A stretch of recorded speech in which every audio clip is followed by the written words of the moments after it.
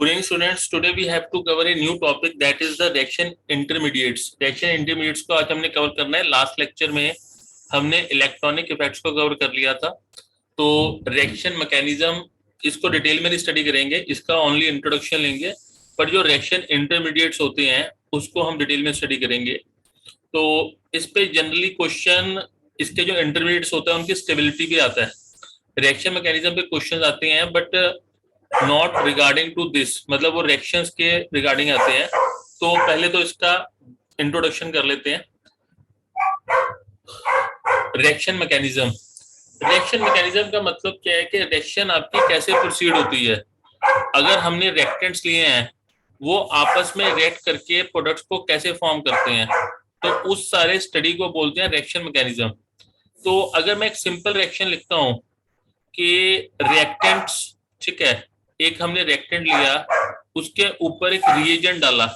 Reagent मतलब जिससे reaction करवानी है उसकी, और रिएक्टेंट प्लस रिएजेंट क्या है, वो किसी सॉल्वेंट में होंगे, किसी ना किसी मैं उसको सॉल्वेंट में डालूंगा दोनों को, ताकि रिएक्शन हो सके.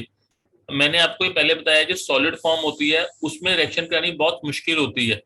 अगर मैं दो सॉलिड्स को रिएक्ट करवा रहा हूं तो उनकी रिएक्शन करवानी बहुत ज्यादा मुश्किल है. हमेशा रिएक्शन जो होती है सॉल्यूशन फॉर्म में होती है. सॉलिड फॉर्म में भी हो सकती है but it will take time. वो इजी नहीं है रिएक्शन करवानी, और बहुत रेयर रिएक्शंस होती हैं. अदरवाइज एक ना एक सॉल्वेंट हमें चाहिए होता है जिसमें रिएक्टेंट एंड रिएजेंट दोनों को डिसॉल्व कर सके, और फिर क्या मिलता है हमें, प्रोडक्ट. अब यहाँ पर रिएक्टेंट को सबस्ट्रेट भी माना गया है. अब इसका मतलब क्या है जरा समझ लो. नॉर्मली जो रिएक्टेंट या सबस्ट्रेट होता है वो लार्जर अमाउंट में होता है. It is taken in the larger amount. Generally बात कर रहा हूँ, जनरली रिएक्टेंट या सबस्ट्रेट दोनों का मतलब एक ही है. अगर मैं रिएक्टेंट बोलता हूँ या सबस्ट्रेट बोलता हूँ, इसका मतलब जो लार्जर अमाउंट में लिया गया है. और जो रिएजेंट होता है जनरली वो स्मॉलर अमाउंट में होता है. अगेन मैं जनरली बात कर रहा हूँ, ये जरूरी है कि 100% ऐसा ही है, दोनों इक्वल भी हो सकते हैं. और जनरली जो रिएक्टेंट या सबस्ट्रेट होता है वो लार्जर अमाउंट में होता है, और जो रिएजेंट होता है जिसके डालने से रिएक्शन होती है वो स्मॉलर अमाउंट में होता है. और इन दोनों को एक सॉल्वेंट में डालते हैं ताकि रिएक्शन हो सके, और रिएक्शन के बाद में क्या बनता है आपका, प्रोडक्ट. अब ये जो सॉल्वेंट होता है ये तीन टाइप का हो सकता है. Polar, second non polar, and third aprotic. ठीक है. पोलर में जो लेते हैं, पोलर प्रोटिक लिख सकते हैं इसको, polar protic medium. Polar protic का मतलब क्या है, एक तो पोलैरिटी है, दूसरा क्या है इसमें H पॉजिटिव. जैसे वाटर है, वाटर H2O अगर मैं लेता हूँ सॉल्वेंट तो ये H पॉजिटिव देता है, तो it is called the polar protic medium. फिर एक होते हैं आपके नॉन पोलर. नॉन पोलर में क्या होता है, कोई पोलैरिटी नहीं होती. जैसे CCl4 हो गया या C6H6 हो गया, बेंजीन हो गया, तो it is a non polar medium. फिर आपके होते हैं अप्रोटिक पोलर मीडियम. अब ये अप्रोटिक पोलर मीडियम का मतलब क्या है, ये इंटरेस्टिंग है. देखो नॉर्मली जो पोलर होते हैं नॉर्मली वो प्रोटिक होते हैं, H पॉजिटिव डोनेट कर सकते हैं. जैसे मैंने H2 ले लिया, CH3OH ले लिया, तो ये H पॉजिटिव डोनेट करते हैं. अप्रोटिक पोलर मीडियम क्या होता है, अप्रोटिक मतलब क्या है, H पॉजिटिव नहीं देगा. प्रोटीन का मतलब H पॉजिटिव देगा, अप्रोटिक का मतलब है H पॉजिटिव नहीं देगा. तो अगर H पॉजिटिव नहीं देगा पर पोलैरिटी रखेगा. अब इसका बेस्ट एग्जांपल है ICl. ICl में क्या होता है, इट इज ए लिक्विड, यहाँ पर पोलैरिटी एग्जिस्ट करती है. ठीक है, इट इज पोलर, ये एक पोलर सॉल्वेंट है, लिक्विड होता है पोलर सॉल्वेंट, बट ये कोई H पॉजिटिव डोनेट नहीं कर सकता. It can not donate the H positive. Okay. Similarly BrCl, ये भी आपका एक पोलर मीडियम है. ठीक है. और बात करते हैं acetone, CH3CO CH3. Now this is also partial positive partial negative. ये भी एक किस्म का पोलर है बट इज अप्रोटिक, ये कोई H पॉजिटिव डोनेट नहीं कर सकता. तो ये तीन टाइप के जो होते हैं सॉल्वेंट्स, इनकी डिटेलिंग जब हम आगे रिएक्शंस करेंगे, इलेक्ट्रोफिलिक सब्स्टिट्यूशन रिएक्शन या न्यूक्लियोफिलिक सब्स्टिट्यूशन रिएक्शन, तब डिटेल में आगे बताऊंगा कौन किस किस टाइप के होते हैं. बट अभी ये लोग के जो रिएक्टेंट होता है that is in the larger amount, या substrate is taken in the larger amount. उस जो रिएजेंट होता है वो स्मॉलर अमाउंट में होता है. और यहाँ पर एक सॉल्वेंट यूज करते हैं जो पोलर, नॉन पोलर या अप्रोटिक, पोलर मीडियम में हो सकता है, और हमें मिलता है प्रोडक्ट। तो दिस इज द बेसिक। पर यहाँ पर भी एक इसके बीच में चीज रह जाती है, जो सबस्ट्रेट होता है, ठीक है, या रेक्टेंट होता है, ऑर्गेनिक मॉलिक्यूल लिखा हुआ है, इसको सबस्ट्रेट भी बोल सकते हैं, रेक्टेंट भी। इसके ऊपर जो अटैकिंग रिएजेंट जब अटैक करता है तो सीधा ही आपके प्रोडक्ट्स ही बन जाते हैं। वहां पर क्या बनता है, एक इंटरमीडिएट फॉर्मेशन होती है। ये केमिकल काइनेटिक्स में मैंने आपको बताया था कि जब भी रिएक्टेंट्स आपस में रिएक्ट करते हैं तो एक इंटरमीडिएट फॉर्मेशन करते हैं, जो कि शॉर्ट लिव्ड होता है, बड़े थोड़े टाइम के लिए वो एग्जिस्ट करता है। और उसके बाद में वो जो इंटरमीडिएट हो जाता है वो प्रोडक्ट्स में कन्वर्ट हो जाता है। प्रोडक्ट्स मिल गए, और कुछ बाय प्रोडक्ट्स भी मिल सकते हैं इसमें। ओके, जैसे कि सपोज करो हम फोटोसिंथेसिस की बात करते हैं। अगर मैं फोटोसिंथेसिस की बात करता हूं तो CO2 plus H2O, 6 CO2 6 H2O, ठीक है, इन द सनलाइट की प्रेजेंस में है। ठीक है, सनलाइट हो गया, और यहाँ पर क्लोरोफिल चाहिए, तो इट फॉर्म्स द C6H12O6, ठीक है, प्लस O2। O2 यहाँ पर बाय प्रोडक्ट्स का काम करती है। जो मेन काम होता है प्लांट्स का वो कार्बोहाइड्रेट्स की फॉर्मेशन होती है। O2 is acting as the by product. अब ये इतना सिंपल नहीं होता, यहाँ पर एक इंटरमीडिएट हमेशा फॉर्मेशन होती है। अब वो इंटरमीडिएट कौन कौन से हो सकते हैं?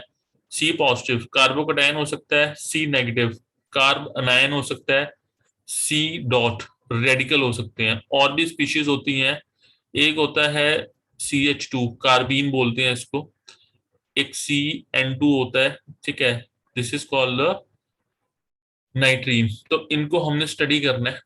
ओके, तो this is the basic thing कि जब सबस्ट्रेट होगा उस पर एक अटैकिंग रिएजेंट अटैक करेगा, after that intermediate will be formed, और उसके बाद में जो इंटरमीडिएट होगा वो प्रोडक्ट में कन्वर्ट हो जाएगा। जो इंटरमीडिएट होगा वो हाई एनर्जी का होगा, it will be of the high energy content. अब पहले हमने यहाँ पर थोड़ा बेसिक टर्म्स देख लेते हैं। The species which attack on A substrate and form A product is called the attacking reagent. जो कोई भी स्पीशीज है जो सबस्ट्रेट पे अटैक करती है उसको बोलते हैं अटैकिंग रिएजेंट। सबस्ट्रेट क्या होता है? Reactant which is less reactive is generally taken in the greater amount. Normally जो सबस्ट्रेट होता है वो ऐसा रिएक्टेंट होता है जो कि हम लेस रिएक्टिव लेते हैं, जनरली वो रिएक्ट नहीं करता। जब अटैकिंग रिएजेंट उस पर डाला जाता है तब जाके वो रिएक्ट करता है, और ये ग्रेटर अमाउंट में होता है। But this is all generally, मैं पहले बता रहा हूँ, दोनों इक्वल भी हो सकते हैं। अब ये जो अटैकिंग रिएजेंट होते हैं ये दो टाइप के होते हैं, इलेक्ट्रोफाइल एंड न्यूक्लियोफाइल। नॉर्मली कोई भी रिएक्टेंट पे दो टाइप की स्पीशीज अटैक कर सकती है, तो इलेक्ट्रोफाइल या न्यूक्लियोफाइल। अब ये इलेक्ट्रोफाइल न्यूक्लियोफाइल क्या होते हैं इसको देखते हैं, वेरी वेरी इंपॉर्टेंट। सर हाँ बोलिए। सर ये हाइड्रोकार्बन शुरू करे, दोबारा बोलेंगे प्लीज। सर ये चैप्टर कौन सा शुरू ये करवाया? चैप्टर GOC चल रहा है, GOC में इंटरमीडिएट चल रहे हैं। सर उसमें जो ये नोट्स थे उसमें तो अगला हाइड्रोकार्बन शुरू किया। आपने नोट्स ध्यान से देखे नहीं, उसमें जो इंटरमीडिएट थे वो शायद पहले मैंने दिए हुए हैं, बाद में इफेक्ट्स आए हैं। यहाँ पर मैंने इफेक्ट्स पहले करवा दिए और वो बाद में है, क्या कहते हैं, दिस वन इंटरमीडिएट्स। पर इंटरमीडिएट्स दिए हुए हैं, नोट्स हैं आपके पास में इस टाइम? Yes sir. चेक करो आप।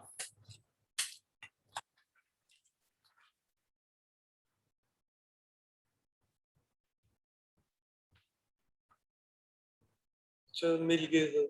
मिल गया ना? ठीक है, चलो आगे चलते हैं। इलेक्ट्रोफाइल न्यूक्लियोफाइल को कवर करना है, ठीक है। इलेक्ट्रोफाइल को पहले देखते हैं। पहले इलेक्ट्रोफाइल इसको बना किससे है? इलेक्ट्रोफाइल दो वर्ड से बना हुआ है, electron plus phil. Phil is a Greek word, ठीक है। अब ये फिल का मतलब क्या होता है? लव, ठीक है। तो इलेक्ट्रॉन लविंग स्पीशीज ये बनता है इलेक्ट्रॉन लविंग स्पीशीज। तो इलेक्ट्रोफाइल क्या है? It is electron loving species, electrons को प्यार करने वाला। अब इलेक्ट्रॉन्स को प्यार कौन करेगा? जिसके पास खुद के पास इलेक्ट्रॉन नहीं है, ठीक है। जिसके पास खुद के पास इलेक्ट्रॉन है वो इलेक्ट्रॉन को तो प्यार करेगा ही नहीं। तो यानी कि electron deficient species, electron deficient species are called electrophile.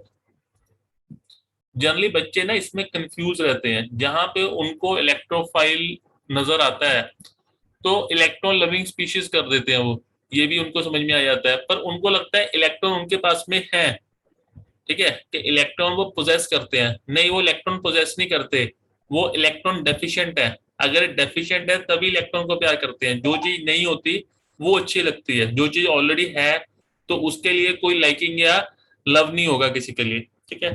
तो electron deficient species are called electrophile. This is the crude definition, ये एक नॉर्मल हम डेफिनेशन इसको बता सकते हैं जनरल, बट अगर इसकी मैं प्रिसाइज डेफिनेशन लिखता हूं तो एक्चुअल डेफिनेशन क्या होगी? The species which can accept a pair of electrons, इस चीज को ध्यान रखना, a pair of electrons, ये इसकी प्रॉपर डेफिनेशन है, दो electrons, not single. The species which can accept a pair of electrons are called electrophile. This is the proper definition.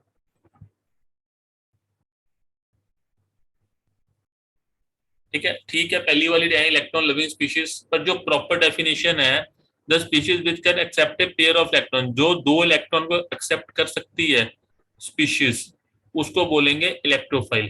पहले डेफिनेशन समझ में आई? इस डेफिनेशन में कोई डाउट है तो पूछो। The species which can accept a pair of electrons are called the electrophile. ये डेफिनेशन क्लियर है? Yes sir. ओके, अब यहां पर आता है कौन कौन सी जो स्पीशीज हैं वो इलेक्ट्रोफाइल का काम करती हैं, ये इंपॉर्टेंट है यहाँ पर। The species which can act as electrophile. अब यहां पर स्पीशीज लिख दिया which can act as electrophile.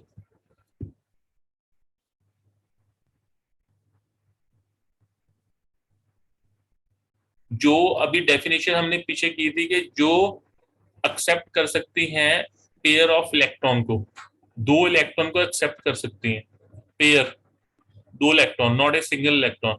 तो ऐसी स्पीशीज कौन सी हैं जो इलेक्ट्रोफाइल की तरह काम करती हैं? सबसे पहले आते हैं कटायंस विथ इनकम्प्लीट ऑक्टेट। अब यहां पर एक चीज का ध्यान रखना, यहां पर कटायंस विद इनकम्प्लीट ऑक्टेट लिखा हुआ है। हर कटायन जो होता है वो इलेक्ट्रोफाइल का काम नहीं करता, कटायंस विद इनकम्प्लीट ऑक्टेट। अब इसका एग्जांपल कौन कौन सा है? एक इनकम्प्लीट ऑक्टेट या डुप्लेट, डुप्लेट भी आ सकता है अगर किसी का डुप्लेट है।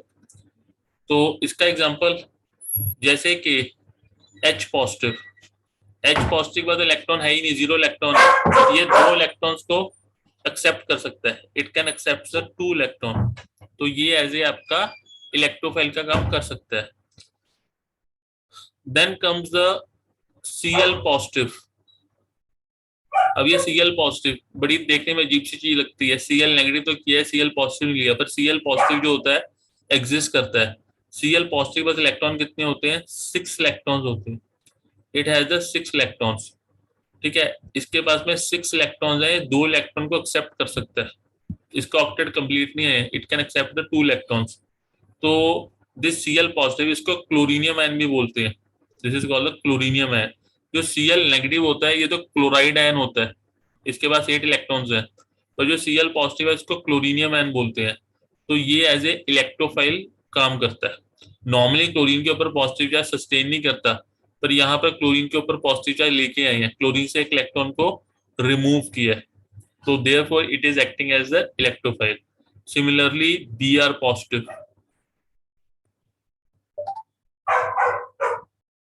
ठीक है, I पॉजिटिव, ओके। तो ये आपके स्पीशीज जो हैं एज ए इलेक्ट्रोफाइल काम करते हैं। एक और देखते हैं NO2। जो NO2 होता है वो इस किस्म की स्ट्रक्चर होती है, N पे पॉजिटिव चार्ज। अब N के पास इलेक्ट्रॉन कितने हैं? 1 2 3 4 5 6। ठीक है, देखो नाइट्रोजन के पास 5 इलेक्ट्रॉन होते हैं, 2 तो ये आ गए, तीसरा चौथा, 5वां ने लॉस कर दिया, तभी इस पे पॉजिटिव चार्ज आ गया। तो नाइट्रोजन के पास कितने इलेक्ट्रॉन है? 6 इलेक्ट्रॉन। इसको बोलते हैं सेक्सटेट। तो इस पे 6 इलेक्ट्रॉन है, तो ये भी आपका एज ए इलेक्ट्रोफाइल काम करता है। NO2 is acting as the electrophile. अब यहाँ पर एक चीज का ध्यान देना, जैसे सपोज करो Na पॉजिटिव लिखा, अगर मैंने Na पॉजिटिव लिखा है तो क्या ये इलेक्ट्रोफाइल है? नहीं। इसको चेक करना है इसकी कॉन्फ़िगरेशन। इसकी कॉन्फ़िगरेशन में 10 इलेक्ट्रॉन्स हैं, 1s2 2s2 2p6।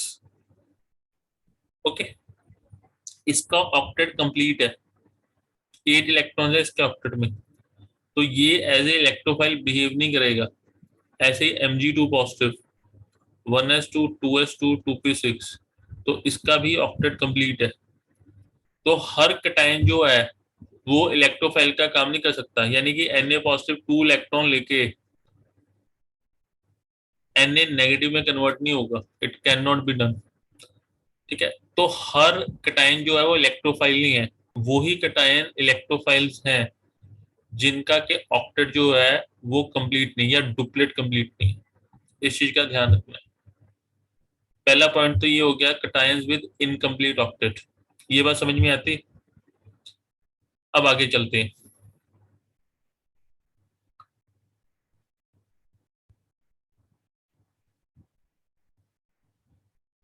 पहली कैटेगरी तो ये होगी। जो सेकंड कैटेगरी है, कोवलेंट मॉलिक्यूल्स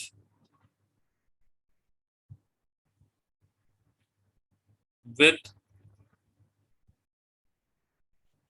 सेंट्रल एटम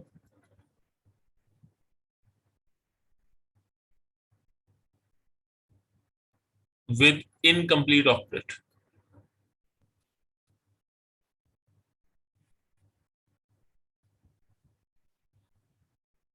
ऐसे आपके कोवलेंट मॉलिक्यूल्स जिसमें जो सेंट्रल एटम है उनका उसका इनकम्प्लीट ऑक्टेट है।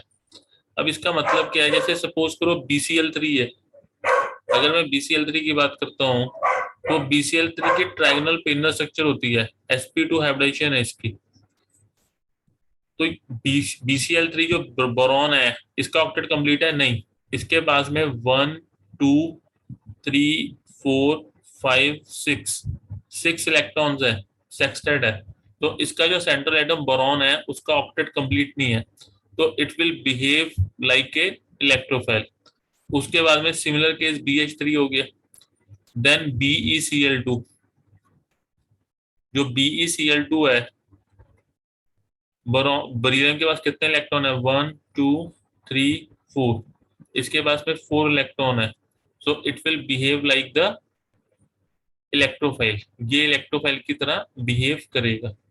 सिमिलरली BeH2, इसके पास में आपके 4 इलेक्ट्रॉन्स है, तो ये भी आपका जो है एज ए क्या एग्जिस्ट करेगा? ये एज ए आपका वो इलेक्ट्रोफाइल की तरह बिहेव करेगा। सिमिलरली AlCl3, तो AlCl3 में भी जो एल्यूमिनियम होता है उसके पास में 6 इलेक्ट्रॉन्स है, तो it will behave like the electrophile. तो ऐसे कोवलेंट मॉलिक्यूल जिसमें जो सेंट्रल एटम है उसका इनकम्प्लीट ऑक्टेट है, तो वो एज ए इलेक्ट्रोफाइल बिहेव करेंगे। आगे चलते।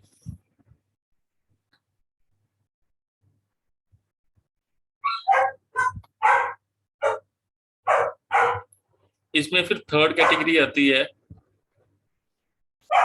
कोवलेंट मॉलिक्यूल्स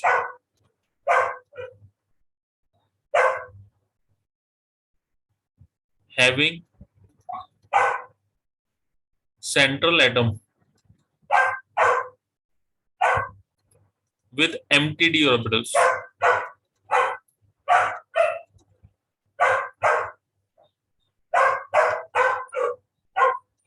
कोवलेंट मॉलिक्यूल जिसमें जो सेंट्रल एटम है उसके पास में empty d orbitals है। अब इसका एग्जांपल देखते हैं। जैसे कि सपोज करो SiCl4 है, ठीक है। अगर मैं SiCl4 की बात करता हूँ तो जो सिलिकॉन है उसका ऑक्टेट तो कंप्लीट है, सिलिकॉन के ऑक्टेट में 8 इलेक्ट्रॉन्स है, तो इसका ऑक्टेट तो कंप्लीट है। बट जो SiCl4 है ये 2 इलेक्ट्रॉन पेयर्स को अभी भी एक्सेप्ट कर सकता है। जो SiCl4 होता है, अगर मैं उसको 2Cl नेगेटिव से रिएक्शन कराता हूँ तो वो SiCl6 2 नेगेटिव फॉर्म करता है, तो यानी कि 2 इलेक्ट्रॉन पेयर को एक्सेप्ट कर सकता है ये। अब ऐसा क्यों है? ऐसा इसलिए है क्योंकि इसके पास में एमटीडी ऑर्बिटल्स है। वो कैसे? सिलिकॉन का एटॉमिक नंबर लिखते हैं तो it is 14, 1s2, 2s2, 2p6, 3s2, 3p2 और 3d खाली है। अब जो 3s और 3p होती है वो आपस में क्या करती है, वो हाइब्रिडेशन कर लेती है।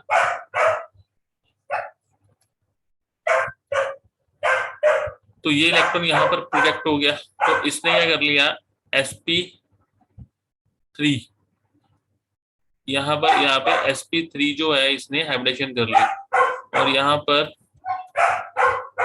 3d जो है अभी वेकेंट है। तो sp3 तो फॉर्म कर दिया पर 3d अभी भी वेकेंट है। अब इस 3d में क्या हो सकता है, इलेक्ट्रॉन पेयर एंटर कर सकते हैं। तो जो Cl नेगेटिव है ये 3d के साथ में बॉन्डिंग कर लेता है, एक कोऑर्डिनेट बॉन्ड को यहाँ पर बना लेता है, ठीक है। तो देयरफॉर इसको बोलते हैं कोऑर्डिनेशन कंपाउंड, ये कोऑर्डिनेशन कंपाउंड बन गया। तो देयरफॉर ऐसे कोवेलेंट मॉलिक्यूल्स जिनके पास में एम्प्टी ऑर्बिटल्स हैं वो भी इलेक्ट्रोफाइल का काम कर सकते हैं। ये बात समझ में आती है आपको? हेलो सर एक बार फिर से समझा दो। कोई बात नहीं, दोबारा बता।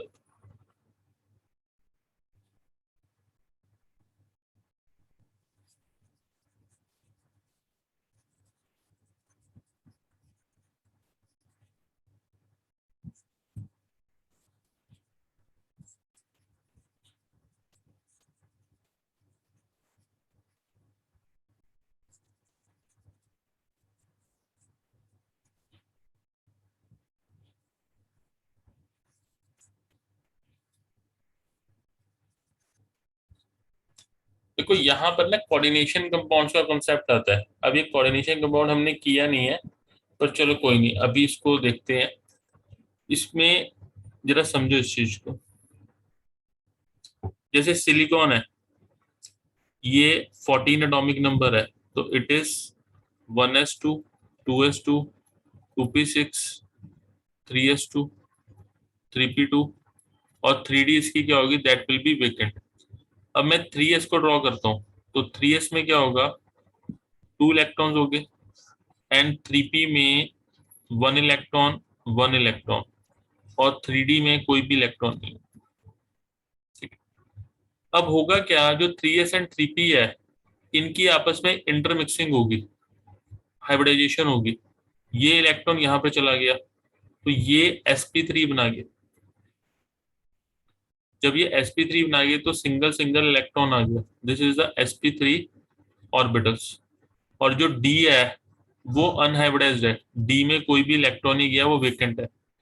तो ये जो sp3 जब बना तो क्लोरीन के साथ में यहाँ पे बॉन्डिंग कर ली, 4 बॉन्ड बने sp3 में जो इसने क्लोरीन के साथ में मिलके बना लिए, तो SiCl4 बन गया।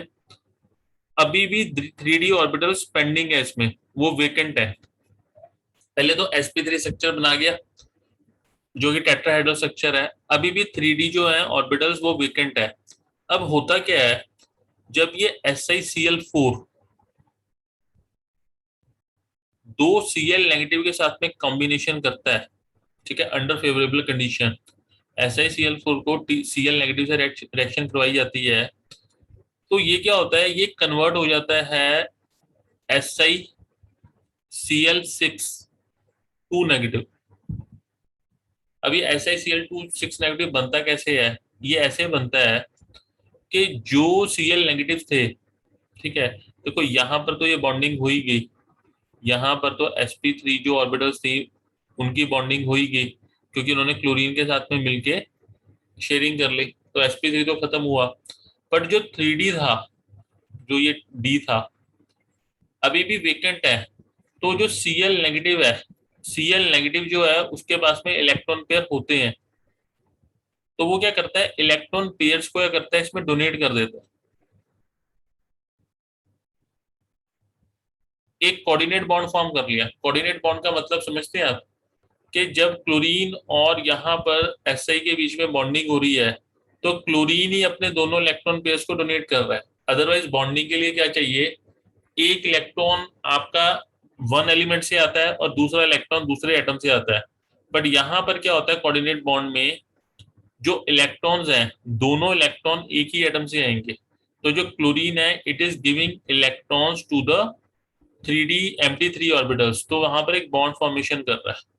तो जब यहाँ पर इसने दो इलेक्ट्रॉन्स को दे दिया 3D को, तो यानी कि जो 3D है, जो आपका SI एटम है, it is accepting the electron, it is accepting the pair of electrons. ये दो पेयर ऑफ इलेक्ट्रॉन को एक्सेप्ट कर रहा है।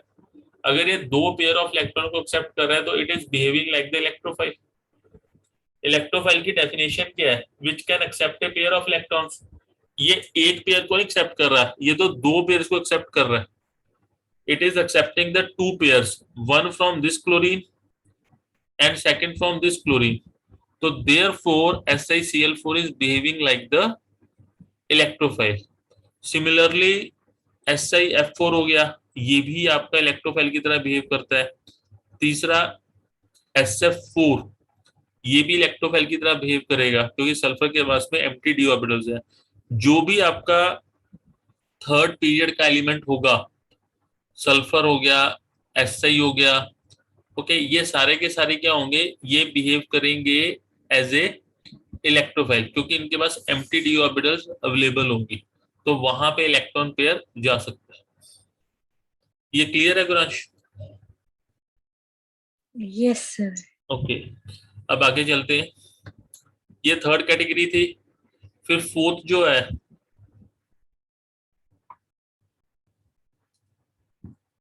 फोर्थ आती है आपकी species,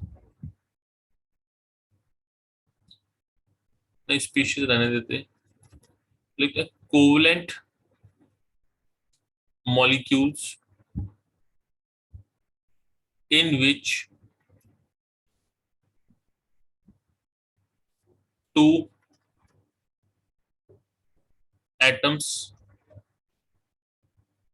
with different electronegativity are connected by या joined by या bonded by multiple bonds। अब इसका मतलब क्या है, पहली बात तो कोवलेंट मॉलिक्यूल्स है। जैसे कि सपोज कर लो CO2, कार्बन डाइऑक्साइड। अब कार्बन डाइऑक्साइड किसी भी एंगल से ये इलेक्ट्रोफाइल नहीं लगती। क्यों नहीं लगती, कार्बन का ऑक्टेट कंप्लीट है, ठीक है, ऑक्सीजन का भी ऑक्टेट कंप्लीट है, ये मैंने एक ज्यादा शो कर दिया, ठीक है, और कार्बन का भी ऑक्टेट कंप्लीट है। कार्बन के पास में कोई एम्प्टी डी ऑर्बिटल होती भी नहीं है। कार्बन का एटॉमिक नंबर 4 होता है, इट हैज द 4, तो इट इज 1s2, सॉरी 6 होता है, तो 1s2 2s2 2p2, तो यहाँ पर 2d तो एग्जिस्ट भी नहीं करती है। तो ये किसी भी एंगल से जो है इलेक्ट्रोफाइल नहीं है, but it is behaving like electrophile. क्यों, अब कार्बन और ऑक्सीजन जो है, they are connected by the multiple bond, ये एक डबल बॉन्ड से कनेक्टेड है, और कार्बन और ऑक्सीजन में इलेक्ट्रोनेगेटिव डिफरेंस काफी ज्यादा होता है। तो under certain conditions, under the influence of some polar polar solvent, जो ये वाला बॉन्ड है, दिस बॉन्ड, ये कंप्लीटली इस पे शिफ्ट हो सकता है ऑक्सीजन पे, तो ये चीज बन सकती है सी, इसको कुछ नहीं होगा, बट ये इसमें कन्वर्ट हो सकता है।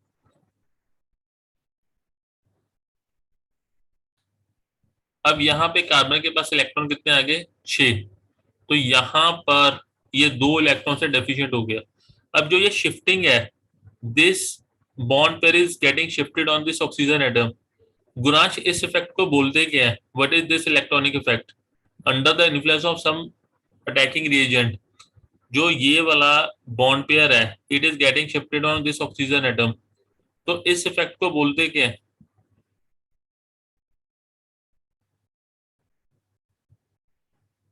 आप बताइए गुरपंथ।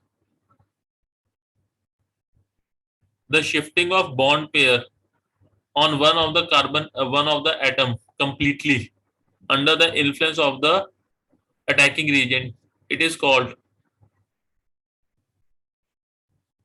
Electromeric effect. टेम्परेरी इफेक्ट होता है। चलो, उसकी वजह से क्या हुआ आपका, ये यहाँ पर जो है प्लस एंड माइनस चार्ज बन गया। अब प्लस में ये 6 इलेक्ट्रॉन्स है, ठीक है, 6 इलेक्ट्रॉन्स है कार्बन के पास। So therefore it is behaving like the electrophile. CO2 जो है वो एक वीक इलेक्ट्रोलाइट की तरह, इलेक्ट्रोफाइल की तरह बिहेव करता है। और सेम केस जो है वो आपका होता है कार्बन मोनोऑक्साइड का।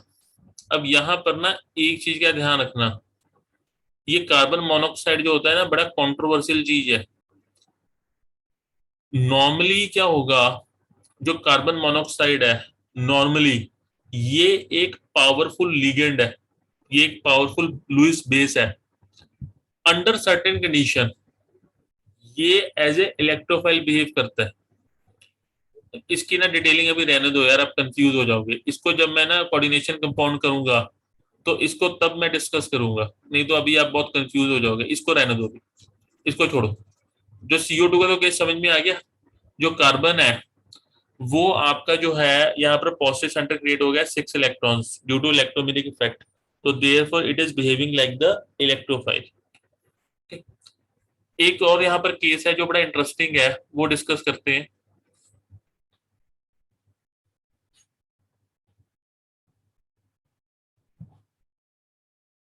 वो केस है SO3 का। SO3 की मैंने आपको स्ट्रक्चर बताई थी, और ये भी बताया था कि बुक्स में इसकी स्ट्रक्चर गलत दी हुई है। अब बुक्स में जो नंबर ऑफ स्ट्रक्चर गलत दी हुई है वो ऐसे दी है, या टीचर्स के कुछ नोट्स में दी गई है कि इस किस्म की स्ट्रक्चर है। ये सल्फर के पास में 6 बॉन्ड है और 6 इलेक्ट्रॉन है, तो ये 3 कोऑर्डिनेट बॉन्ड बना रहा है। तो देयरफॉर इसका 6 इलेक्ट्रॉन है, इसके पास में सेक्सटेट है, it is having the sextet, तो therefore it is behaving like the electrophile, which is wrong. ये इसकी करेक्ट स्ट्रक्चर नहीं है। तो इसकी करेक्ट स्ट्रक्चर क्या है वो मैंने आपको बताई थी।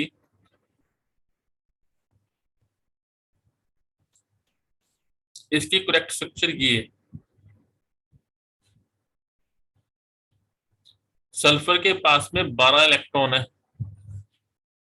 ऑक्टेट एक्सपेंशन किया हुआ है, स्टिल SO3 जो होता है वो एक इलेक्ट्रोफाइल की तरह बिहेव करता है।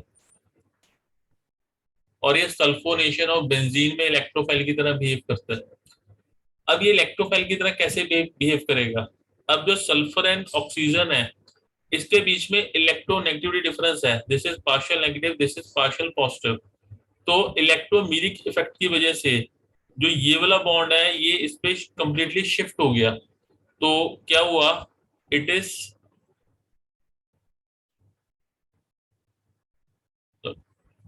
इसको छोड़ो, ये सल्फर पे क्या आ गया, पॉजिटिव चार्ज आ गया, सल्फर पे आ गया पॉजिटिव चार्ज। तो जब इस पे पॉजिटिव चार्ज आ गया then it is behaving like the electrophile. ठीक है, तो जो सल्फर है या SO3 है, it behaves like electrophile due to the presence of multiple bond between sulphur and oxygen. This is the actual reason, और ये जेई एडवांस में पूछा गया है। ये कोई रीजन नहीं है इसका कि 6 इलेक्ट्रॉन्स है। This structure is wrong due to electronegative difference between sulfur and oxygen, they are connected by the multiple bond, so therefore SO3 जो है वो इलेक्ट्रोफाइल की तरह बिहेव करता है। ओके, तो ये इलेक्ट्रोफाइल्स थे कुछ कैटेगरीज। तो ये सारे की ये इंपॉर्टेंट है, इस पे न्यूमेरिकल जो है भरे हुए हैं, न्यूमेरिकल्स नहीं, नॉट कॉन्सेप्चुअल क्वेश्चंस। बहुत कॉन्सेप्चुअल क्वेश्चन आते हैं इलेक्ट्रोफाइल पे। अब आता है न्यूक्लियोफाइल। इलेक्ट्रोफाइल क्लियर हो गए, अब बात करते हैं न्यूक्लियोफाइल की। न्यूक्लियोफाइल क्या है it is the nucleus loving species.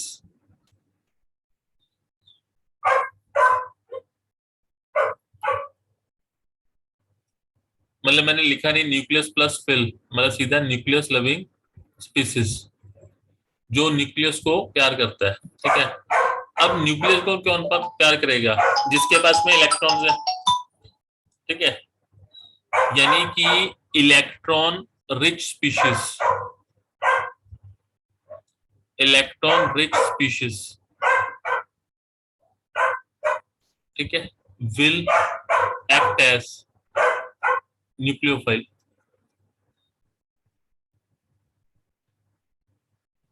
ठीक है, अब मैं यहाँ पर इलेक्ट्रॉन्स के टर्म में बात कर रहा हूँ, प्रोटॉन्स के टर्म्स में बात नहीं कर रहा हूँ। उसके पीछे लॉजिकल रीजन ये है कि जो इलेक्ट्रॉन्स हैं उनको प्रैक्टिकल टर्म्स में आइसोलेट करना या जनरेट करना आसान है, प्रोटॉन्स को न्यूक्लियस से निकालना बहुत मुश्किल है। तो हम जब भी बात करते हैं तो इलेक्ट्रॉन्स के टर्म्स में करते हैं। इलेक्ट्रॉन रिच स्पीशीज, जिसके पास में इलेक्ट्रॉन ज्यादा है तो वो न्यूक्लियोफाइल की तरह बिहेव करेगा, वो पॉजिटिव चार्ज की तरफ अट्रैक्ट होगा। ठीक है, और अगर मैं इसकी प्रॉपर डेफिनेशन की बात करता हूं तो it is the species which can donate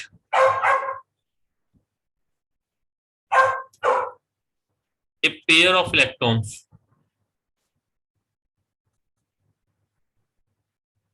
जो एक पेयर ऑफ इलेक्ट्रॉन को डोनेट कर सकती हैं और कॉल्ड न्यूक्लियोफाइल्स।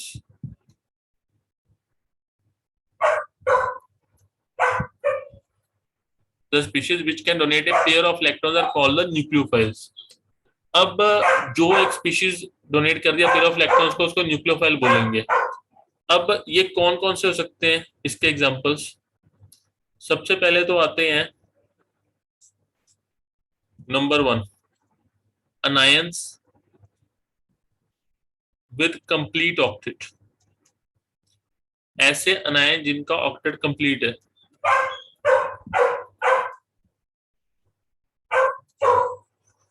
तो दिस इज Cl नेगेटिव, ठीक है, Br negative,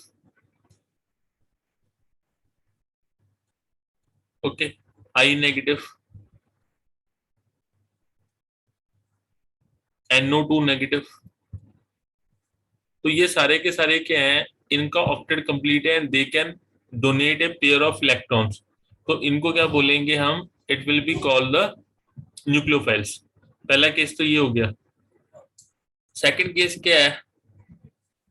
covalent molecules having central atom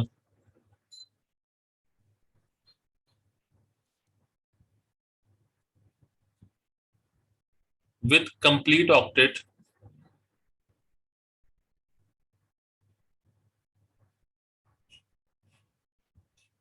and having lone pair, at least one lone.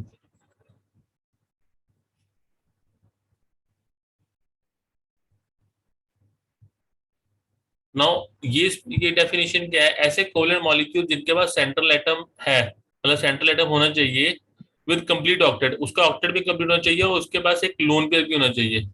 जैसे कि इसका अगर एग्जांपल देखते हैं तो जस्ट 1 मिनट, इसको रेज कर दो।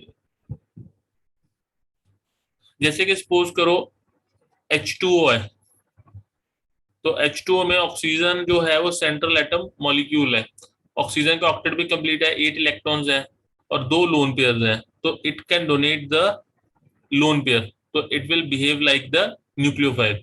सिमिलरली C2H5OH, तो इसमें भी सेम केस है, ऑक्सीजन का ऑक्टेट कंप्लीट है और इसके पास में लोन पेयर है, so it can donate the pair of electron. NH3, ठीक है, ये भी इलेक्ट्रॉन पेयर डोनेट कर सकता है, ऑक्टेट कंप्लीट है।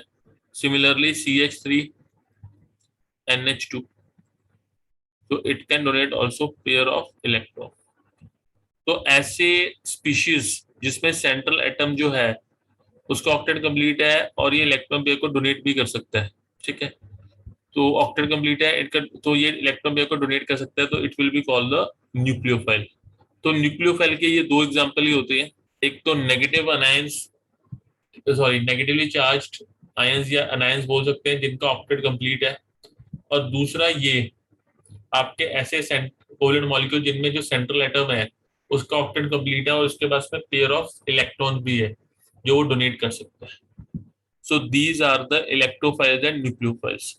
अब यहाँ पर कुछ कंफ्यूजन आती हैं, कुछ कंफ्यूजन क्रिएट होती हैं, तो वो मैं जरा थोड़ा दूर कर दूं कुछ पर्टिकुलर चीजों में।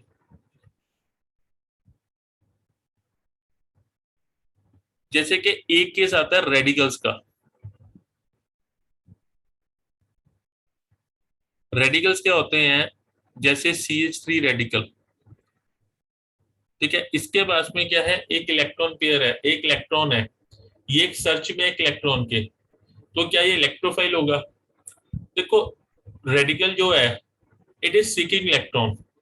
अगर सपोज करो CH3 है रेडिकल, और इसको मैं क्लोरीन रेडिकल से रिएक्ट कराता हूं जिसके पास में एक अनपेयर्ड इलेक्ट्रॉन है, तो ये रेडियली इसके साथ कंबाइन करके एक कोवलेंट बॉन्ड बना लेगा, ठीक है। It is in search of electron, but ये इलेक्ट्रोफाइल नहीं है, क्योंकि इलेक्ट्रोफाइल की डेफिनेशन क्या है, it can accept a pair of electrons, this is in the search of electrons, ठीक है, ये इलेक्ट्रॉन्स की सर्च में है, but it can not accept a pair of electrons, ये दो इलेक्ट्रॉन एक्सेप्ट नहीं कर सकता, सिंगल इलेक्ट्रॉन नहीं के साथ में ही ये क्या बनाएगा, केमिकल बॉन्ड।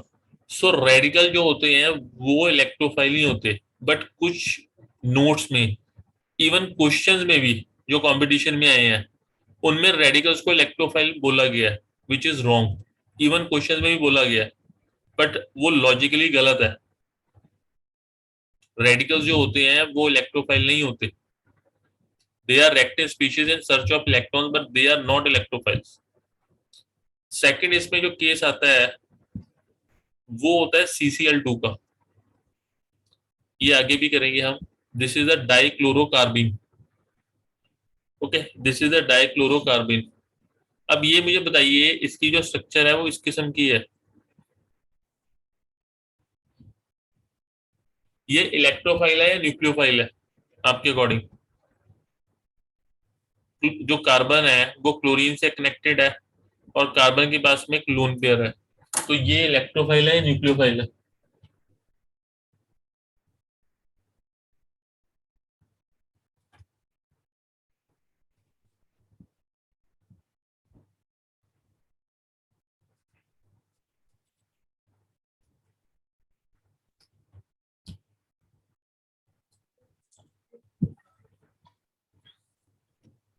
क्या आंसर है गुरपंत इसका?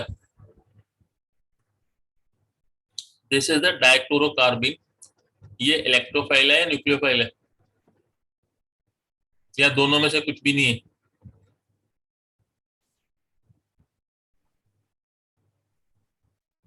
सर इलेक्ट्रोफाइल होगा। इलेक्ट्रोफाइल होगा, क्यों होगा इलेक्ट्रोफाइल?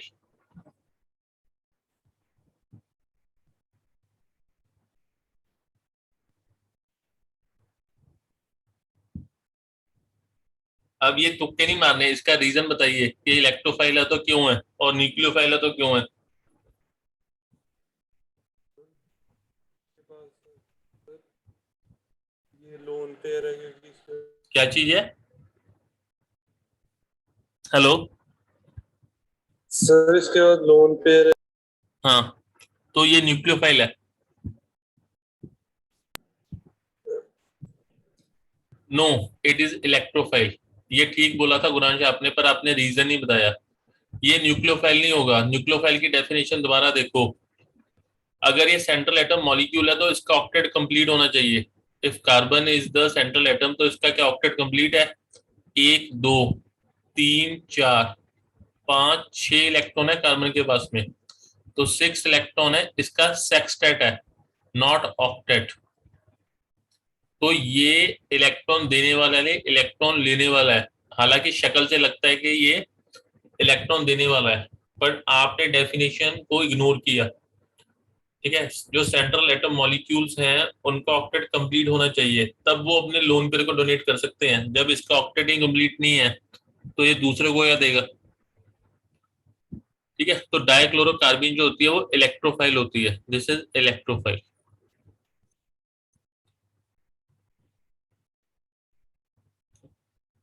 तो ये कुछ जो थे केसेस थे। इलेक्ट्रोफाइल न्यूक्लियोफाइल बहुत इंपॉर्टेंट है, this is very very important. चलो आगे चलते, यहाँ पे इसकी समरी है, एक देख लेते हैं। जो इलेक्ट्रोफाइल होता है it accepts electron, nucleophile it supplies the electron pair. ये इलेक्ट्रॉन डेफिशिएंट स्पीशीज हैं, दीज आर इलेक्ट्रॉन रिच, बता दिया आपको। Usually positive charge species, usually है जरूरी नहीं है, यूजुअली नेगेटिव चार्ज ये भी जरूरी नहीं है। Attacks the point of high electron density, जहां पे इनको इलेक्ट्रॉन मिलेगा तो वहां पे भागेंगे। Attacks the point of low electron density, ठीक है, जहां पे इलेक्ट्रॉन डेंसिटी नहीं होगी, ठीक है, या पॉजिटिव चार्ज इनको नजर आएगा तो ये वहां पर भागेंगे। H positive, CH3, CO2, NO2 positive होता है, NO पॉजिटिव, NO2 पॉजिटिव, ये सारे क्या हैं, these are electrophiles. F negative, Cl negative, Br negative, I negative, H2O, C, H3OH, तो ये सारे क्या हैं आपके न्यूक्लियोफाइल। ठीक है, यहाँ पर BCl3, BF3 वो सब कुछ आपको बताया हुआ है, नोट्स में आप चेक कर सकते हैं, काफी कुछ आपको दिया हुआ है। एंड देखो इलेक्ट्रोफाइल न्यूक्लियोफाइल बहुत इजी टॉपिक है, पर फिर भी इनके क्वेश्चन गलत होते हैं बच्चों के। अगर ये क्वेश्चन आता है तो गलत नहीं होना चाहिए कभी भी, क्योंकि इजी क्वेश्चन है। यहाँ पर एक और चीज है, जो इलेक्ट्रोफाइल है न्यूक्लियोफाइल है, इलेक्ट्रोफाइल को हम लुईस एसिड भी बोलते हैं। लुईस एसिड और इलेक्ट्रोफाइल में कोई डिफरेंस नहीं है। ऐसे जो न्यूक्लियोफाइल है उसको हम लुईस बेस बोलते हैं। अब मैं जब भी ऑर्गेनिक केमिस्ट्री में अगर लुईस एसिड यूज कर लिया या इलेक्ट्रोफाइल यूज कर लिया तो एक ही मतलब है उसका, या मैंने लुईस बेस को यूज कर लिया, न्यूक्लियोफाइल को यूज कर लिया, तो उसका मतलब एक ही है, इनमें कोई भी डिफरेंस नहीं है, आइडेंटिकल थिंग है। ओके, तो यहां पर ये खत्म होते हैं, वेरी वेरी इंपॉर्टेंट। अब आगे चलते हैं। अब यहाँ पर आपके आते हैं इंटरमीडिएट्स। जो इंटरमीडिएट्स होते हैं वो आपके तीन टाइप के बनते हैं, या तो कार्बोकेटाइन बनता है, या कार्बोनाइन बनता है, या फ्री रेडिकल। दो टाइप की ब्रेकेज होती है, बॉन्ड जो क्लीवेज होती है, या तो हेटेरोलिटिक होती है या होमोलिटिक। हेटेरोलिटिक का मतलब क्या है कि जैसे CH3 Br है, जो CH3 और Br में इलेक्ट्रॉन नेगेटिविटी डिफरेंस है, Br जो है वो पार्शियल नेगेटिव है, दिस इज पार्शियल पॉजिटिव। मैंने इसको किसी पोलर मीडियम में डाला और इसमें उसको हीट किया, ठीक है, या कुछ चलो और किया, चलो हीट कर दिया, तो ये बॉन्ड क्लीवेज होगा। अब बॉन्ड ने क्लीव कैसे करना है, बॉन्ड इस तरीके से क्लीव होगा कि ये जो बॉन्ड पेयर है ये कंप्लीटली आपका Br पे शिफ्ट हो जाए, क्योंकि Br पे नेगेटिव चार्ज तो है ही है, तो इलेक्ट्रॉन पेयर को अपनी तरफ खींचेगा खींचेगा, तो it will form CH3 positive plus Br negative. अब ये जो CH3 पॉजिटिव फॉर्म हुआ, this thing will be called the carbocation, यानी कि ये हेटेरोलिटिक क्लीवेज है। हेटेरोलिटिक का मतलब क्या है कि जो बॉन्ड बीच में से क्लीव नहीं हुआ, bond pair is shifted to one of the carbon, one of the atom, और इसमें कार्बन पे शिफ्ट नहीं हुआ, दूसरे पे शिफ्ट हुआ, तो वहां पे कार्बोकेटाइन की फॉर्मेशन हुई। This is a one case. Second case में क्या हो सकता था, CH3 is connected with Li, lithium के साथ कनेक्टेड है। अब कार्बन जो होता है it is more electronegative than lithium, तो ये partial negative, this is partial positive. Again इसको हीट किया तो ये जो बॉन्ड है ये CH3 पे शिफ्ट हो जाएगा, तो it will be forming the CH3 negative plus Li positive, तो यहाँ पर कार्बोनाइन की फॉर्मेशन हो। ये एक just one of the method बताया हीट करने का, जरूरी नहीं कि इसको हीट करने पे ही बनते हैं कार्बोनाइन या कार्बोकेटाइन, अनदर मेथड से भी बनते हैं, पर वो सारे मेथड मैं यहाँ पर डिस्कस नहीं करूंगा, जब हम रिएक्शंस आगे करेंगे तब वहां पे इसको डिस्कस करेंगे। सो ये हो गया। उसके बाद में होमोलिटिक ब्रेकेज। होमोलिटिक ब्रेकेज में क्या होता है, CH3X, यहाँ पे इस बॉन्ड को हम नॉन पोलर मीडियम यूज करेंगे और इसको सनलाइट से या यूवी रे से इरिडिएट करेंगे, मतलब रिएक्ट करवाएंगे, तो ये बॉन्ड यहाँ से क्लीवेज होगा, ये वाला इलेक्ट्रॉन इसके पास में, ये वाला इलेक्ट्रॉन इसके पास में, तो it would be forming the radicals CH3 radical और क्लोरीन रेडिकल। इसका मतलब क्या है, इनके पास में अनपेड इलेक्ट्रॉन है, they are having the unpaired electron, this is the case of free radical. अब इसको हमने डिटेल में स्टडी करना है। तो सबसे पहले तो हम कार्बोकैटायन को स्टडी करते हैं। कार्बोकैटायंस क्या होते हैं, chemical species bearing a positive charge on the carbon and carrying 6 electron its valence shell, they are called the carbocation और कार्बेनियम आयंस। इसमें क्या होगा, पॉजिटिव चार्ज कार्बन पे होगा और कार्बन का ऑक्टेट कंप्लीट नहीं होगा, 6 इलेक्ट्रॉन्स होंगे, तो this thing will be called the carbocation या कार्बेनियम आयन। कार्बेनियम आयन का मतलब क्या है कि डबल बॉन्ड से भी कनेक्टेड हो सकता है। जैसे कि हम टर्शियरी बुटाइल क्लोराइड का एग्जांपल लेते हैं और इसको हीट किया इन द पोलर मीडियम, तो होगा क्या, chlorine is more electronegative as compare to carbon, तो ये पूरे का पूरा जो बॉन्ड है ये इस पे शिफ्ट हो गया, तो ये आपका बचा टर्शियरी बुटाइल कार्बोकैटायन, जिसकी स्ट्रक्चर कुछ ऐसी है, CH3C CH3 CH3 positive charge. तो कार्बन के पास में 6 इलेक्ट्रॉन्स हैं, अगर 6 इलेक्ट्रॉन्स इसके पास में है तो it is behaving like the electrophile.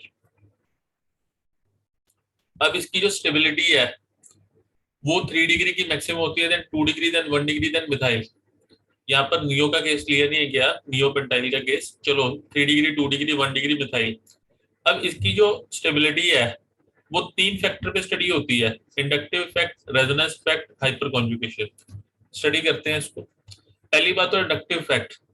Inductive effect अभी आप थोड़ी देर पहले आपको बताया था, लास्ट लेक्चर में बताया है कि जितने ज्यादा अल्काइल ग्रुप होंगे उतना ज्यादा वो इलेक्ट्रॉन डेंसिटी को कार्बन के ऊपर भेजेंगे, ठीक है, they will push the electron density on the carbon atom, तो पॉजिटिव चार्ज को उतना कम करेंगे। अब यहाँ पर 3 आर लगे हुए हैं, ठीक है, 3 डिग्री में, तो यहाँ पर जो पॉजिटिव चार्ज इंटेंसिटी है वो सबसे ज्यादा कम होगी, क्योंकि 3 are the pushing the electron towards the carbon positive.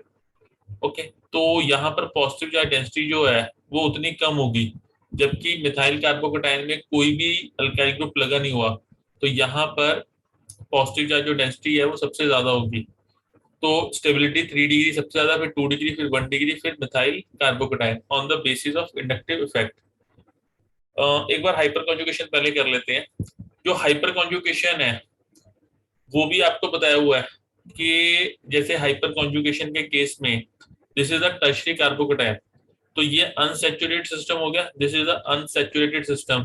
इसके साथ वाला कार्बन कौन सा है, alpha carbon, this is alpha, this is alpha, this is alpha, तो यहाँ से H पॉजिटिव निकल गया, तो ये बॉन्ड यहाँ पर आ गया, तो मतलब 3 यहाँ पर आपके अल्फा हाइड्रोजन है, तो 3 हाइपर कॉन्जुगेशन यहाँ पर पॉसिबल है, 3 हाइपर कॉन्जुगेशन यहाँ पर पॉसिबल है, और 3 हाइपर कॉन्जुगेशन यहाँ पे है, तो टोटल आपकी 9 हाइपर कॉन्जुगेशन पॉसिबल है। Tertiary carbocation has the 9 alpha hydrogen, इसलिए इसके 9 हाइपर कॉन्जुगेशन स्ट्रक्चर है। ओके, तो सिमिलरली जो है इसके कितने होंगे, इसके 6 हो जाएंगे, इसके 3 होंगे, इसका कोई भी नहीं होगा।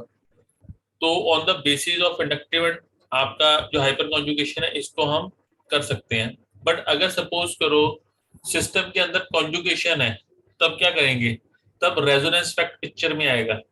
जैसे कि ये अलाइल कार्बोकैटायन है, this is the allyl carbocation. अब यहाँ पर वो नहीं होगा, ना तो हाइपर कॉन्जुगेशन होगी, ना ही यहाँ पर इंडक्टिव इफेक्ट। यहाँ पर क्या होगा, रेजोनेंस होगा। Now this is shifted towards this, तो यहाँ पर पॉजिटिव चार्ज आ गया। तो अगर मैं इसकी रेजोनेंस हाइब्रिड बनाता हूँ, these are the resonating structure, जो रेजोनेंस हाइब्रिड होगी तो वो कैसी होगी, इट वुड बी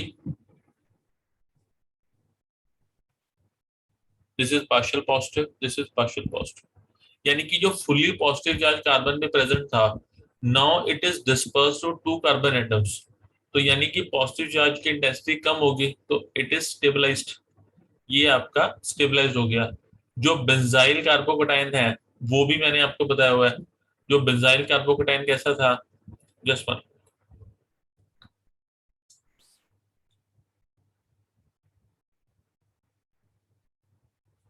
जो बेंजाइल कार्बोकैटायन होता है वो ऐसा होता है, CH2 पॉजिटिव। अब यहाँ पर भी रेजोनेंस होती है, ये वाला यहाँ पर शिफ्ट करके, तब ये यहाँ पर शिफ्ट कर गया तो इट इज, इस पे जो CH2 चार्ज है वो तो खत्म हो जाएगा, पर यहाँ पर पॉजिटिव चार्ज आ गया। इस कार्बन एटम पे एक पॉजिटिव चार्ज था। When this bond is shifted to this bond forming the double bond, so this positive charge it is vanished, ये खत्म हो गया, पर यहाँ पर पॉजिटिव चार्ज आ गया। फिर अगेन क्या होगा, this bond will be shifted to neutralize this positive charge. तो जब इसको न्यूट्रलाइज करने जाएगा तो it would be forming CH2 positive. Again ये यहाँ पर शिफ्ट हुआ तो इट वुड बी फॉर्मिंग,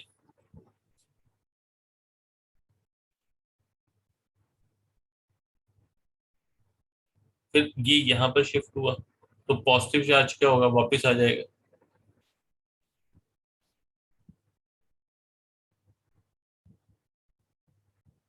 अगर मैं इसकी रेजोनेंस हाइब्रिड यहाँ पे बना रहा हूँ तो रेजोनेंस हाइब्रिड जो है it would be something like this. जो पॉजिटिव चार्ज है वो यहाँ पर आ गया, यहाँ पर आ गया, यहाँ पर आ गया, डबल बॉन्ड पूरा घूम गया, एंड यहाँ पर पार्शियल CH2 पार्शियल पॉजिटिव। यानी कि जो फुल्ली पॉजिटिव चार्ज था ये 4 कार्बन एटम पे क्या हो गया, शिफ्ट हो गया या डिस्पर्स्ड हो गया। तो देयरफॉर जो बेंजाइल कार्बोकेटायन होगा it will be more stable than the allied, क्योंकि यहाँ पर 4 रेजोनेटिव स्ट्रक्चर है जबकि यहाँ पर 2। और इसके अगर फर्दर चलते हैं, अगर इसके आगे की बात करते हैं तो ये चीज भी हो सकती है।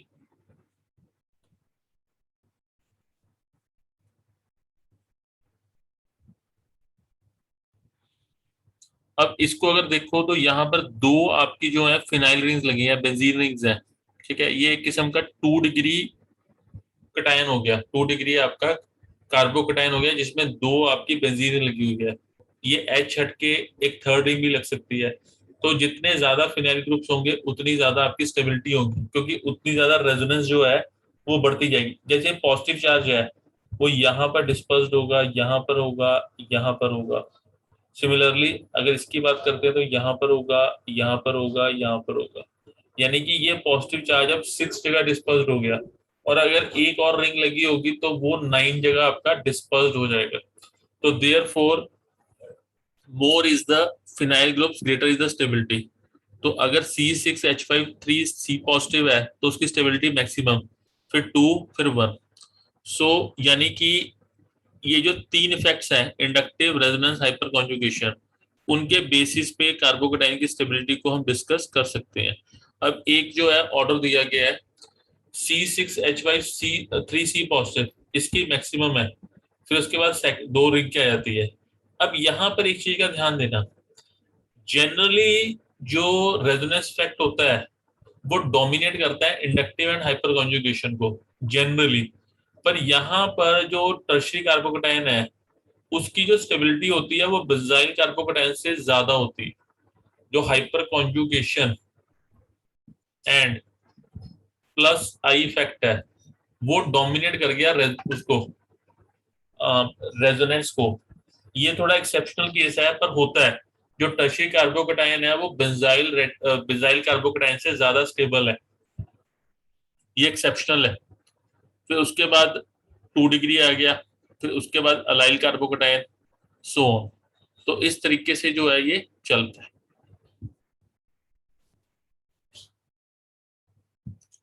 फिर इसकी कार्बोकेटाइन की स्ट्रक्चर कैसी होती है, sp2 हाइब्रिडाइज्ड होता है, ट्राइगोनल पेरिनल स्ट्रक्चर होती है, this is the trigonal perennial structure. और एक आपका जो एम्प्टी ऑर्बिटल होती है p ऑर्बिटल, वो परपेंडिकुलर होती है इस प्लेन की, it is perpendicular to the plane like this CH,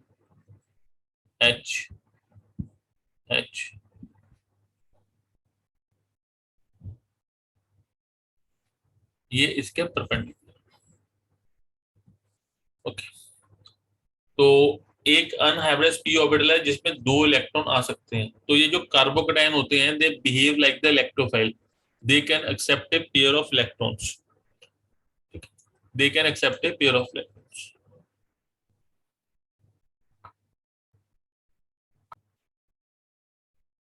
second जो आपके इंटरमीडिएट है, दैट इज द कार्बनाइन। अब ये कार्बनाइन कैसे बनते हैं? जनरली जब कार्बन से H पॉजिटिव को रिमूव किया जाता है तो ये कार्बनाइन में कन्वर्ट हो जाता है। Chemical species bearing a negative charge on the carbon and possessing 8 electron its valence shell are called the carbanions। अब इसको समझने के लिए, जैसे दिस इज द एस्टर ये एस्टिल्डिहाइड है या इथेनॉल है। OH नेगेटिव ने किया, यहाँ से H पॉजिटिव को रिमूव कर लिया, यहाँ से इसने H पॉजिटिव को एक्सट्रैक्ट कर लिया। तो ये वाला जो इलेक्ट्रॉन पेयर है ये कंप्लीटली शिफ्ट हो गया कार्बन के ऊपर। तो इस कार्बन के ऊपर नेगेटिव चार्ज आ गया विद लोन पेयर और 8 इलेक्ट्रॉन इसके ऑक्टेट में है। तो this is the acetaldehyde, not carbocation, it is carbanion. ये एक कार्ब अनाइन है। सिमिलरली यहाँ पर NH2 नेगेटिव ने यहाँ से H पॉजिटिव को एक्सट्रैक्ट किया, तो इस कार्बन के ऊपर नेगेटिव चार्ज, 2 इलेक्ट्रॉन हो गए, नेगेटिव चार्ज आ गया। तो ये इसको बोलते हैं एसिटालाइड अनाइन। तो बेसिकली अनाइन बना कैसे? कार्बन के साथ जो H लगा हुआ था उसको रिमूव कर लिया in the form of H positive. तो जो बचा हुआ कार्बन है दैट इज द अनाइन। उसके वैलेंस शेल में कितने इलेक्ट्रॉन्स होंगे? 8 होंगे और एक नेगेटिव चार्ज होगा। तो ऐसे स्पीशीज को बोलेंगे it will be called the carb anion. अब जो कार्बन आयन है उसकी स्टेबिलिटी को भी आप इंडक्टिव इफेक्ट के बेसिस पे या रेजोनेंस के बेसिस पे डिसाइड कर सकते हो। इसका बिल्कुल उल्टा होगा। जैसे कि जो टर्शियरी कार्बन आयन है उसकी स्टेबिलिटी कम होगी। क्यों? क्योंकि इनका प्लस इफेक्ट है, they are releasing the electron density on the carbon atom. इस पे तो पहले ही नेगेटिव चार्ज है और ये नेगेटिव चार्ज को और बढ़ा रहे हैं, तो इसको डिस्टेबलाइज कर रहे हैं। जबकि जो मिथाइल कार्बन आयन होगा वो मैक्सिमम स्टेबल होगा। रेजोनेंस इफेक्ट, रेजोनेंस इसको स्टेबलाइज करता है। जैसे allyl and benzyl carbon ion है, तो रेजोनेंस की वजह से क्या हुआ? ये जो नेगेटिव चार्ज है ये दो जगह डिस्पर्स्ड हो गया। अगर मैं इसकी रेजोनेंस हाइब्रिड बनाता हूं तो it will be CH2 CH CH2, partial negative partial negative। this fully negative charge is dispersed on 2 carbon atom, तो ये स्टेबलाइज हो गया। और ये बेंजाइल कार्बन आयन है, this lone pair comes here, ये यहाँ पे शिफ्ट हुआ। तो अगर मैं इसकी रेजोनेंस हाइब्रिड बनाता हूँ तो उसकी स्ट्रक्चर कैसी होगी? It would B CH2 partial negative partial negative partial negative partial negative, ठीक है, दिस थिंग। तो ये क्या हो गया? तो दिस विल बी, रेजोनेंस से क्या हो गया? ये स्टेबलाइज हो गया। ये क्लियर है? एक चीज मुझे बताइए कि ये जो CH2 पर नेगेटिव चार्ज है, ठीक है, CH2 के ऊपर नेगेटिव चार्ज है, ये बेंजीन रिंग के ऊपर चार्ज को इंक्रीज कर रहा है। ये प्लस आर शो कर रहा है या माइनस आर शो कर रहा है? जो ये CH2 नेगेटिव का इफेक्ट है ये बेंजीन रिंग के ऊपर प्लस आ रहा है या माइनस आ रहा है?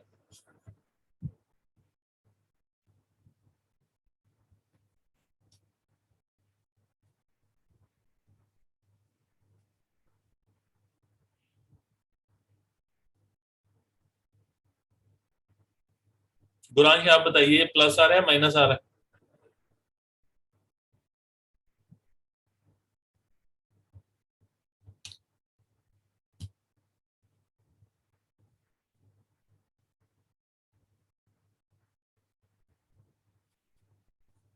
आप बताइए गुरपंत, जो CH2 नेगेटिव का इफेक्ट है ये प्लस आर शो कर रहा है या माइनस आर शो कर रहा है?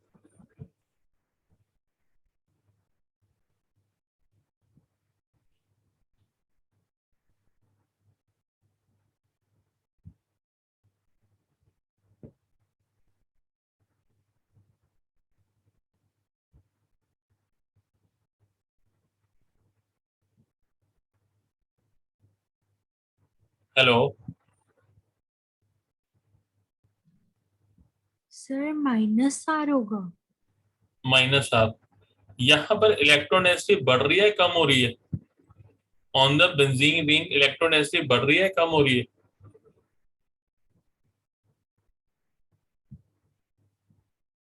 ये रेजोनेंस हाइब्रिड इसकी ड्रॉ की गई है, यहाँ पर इलेक्ट्रॉन डेंसिटी बढ़ रही है या कम हो रही है? The electron density is being increase और डिक्रीज्ड?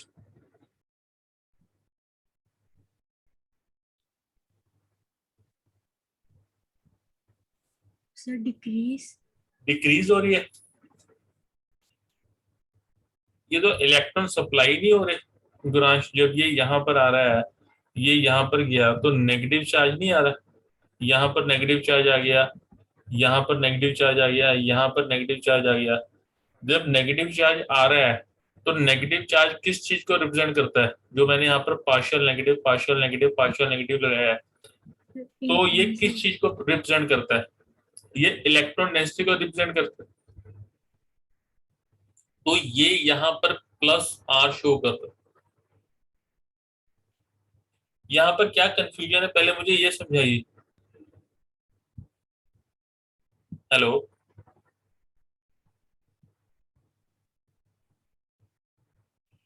सर वैसे ही थोड़ा सा कंफ्यूज है। ठीक है ठीक है, देख जो पिछला केस था हमारा, दिस वन, वो मैंने रब कर दिया है। जो पिछला मैंने यहाँ पर CH2 वाला समझाया था, जैसे ये चीज है, ये जो चीज है यहाँ पर पॉजिटिव चार्ज को लेके आ रही है, तो it is creating the minus R. जब पॉजिटिव चार्ज को यहाँ पर लेके आ रही है, तो ये आपका माइनस आर जो है वो आपका यहाँ पर ये क्रिएट कर रही है। Okay, just hold for 1 minute. ये समझ में आ गया ना, प्लस आर और माइनस आर कैसे हैं?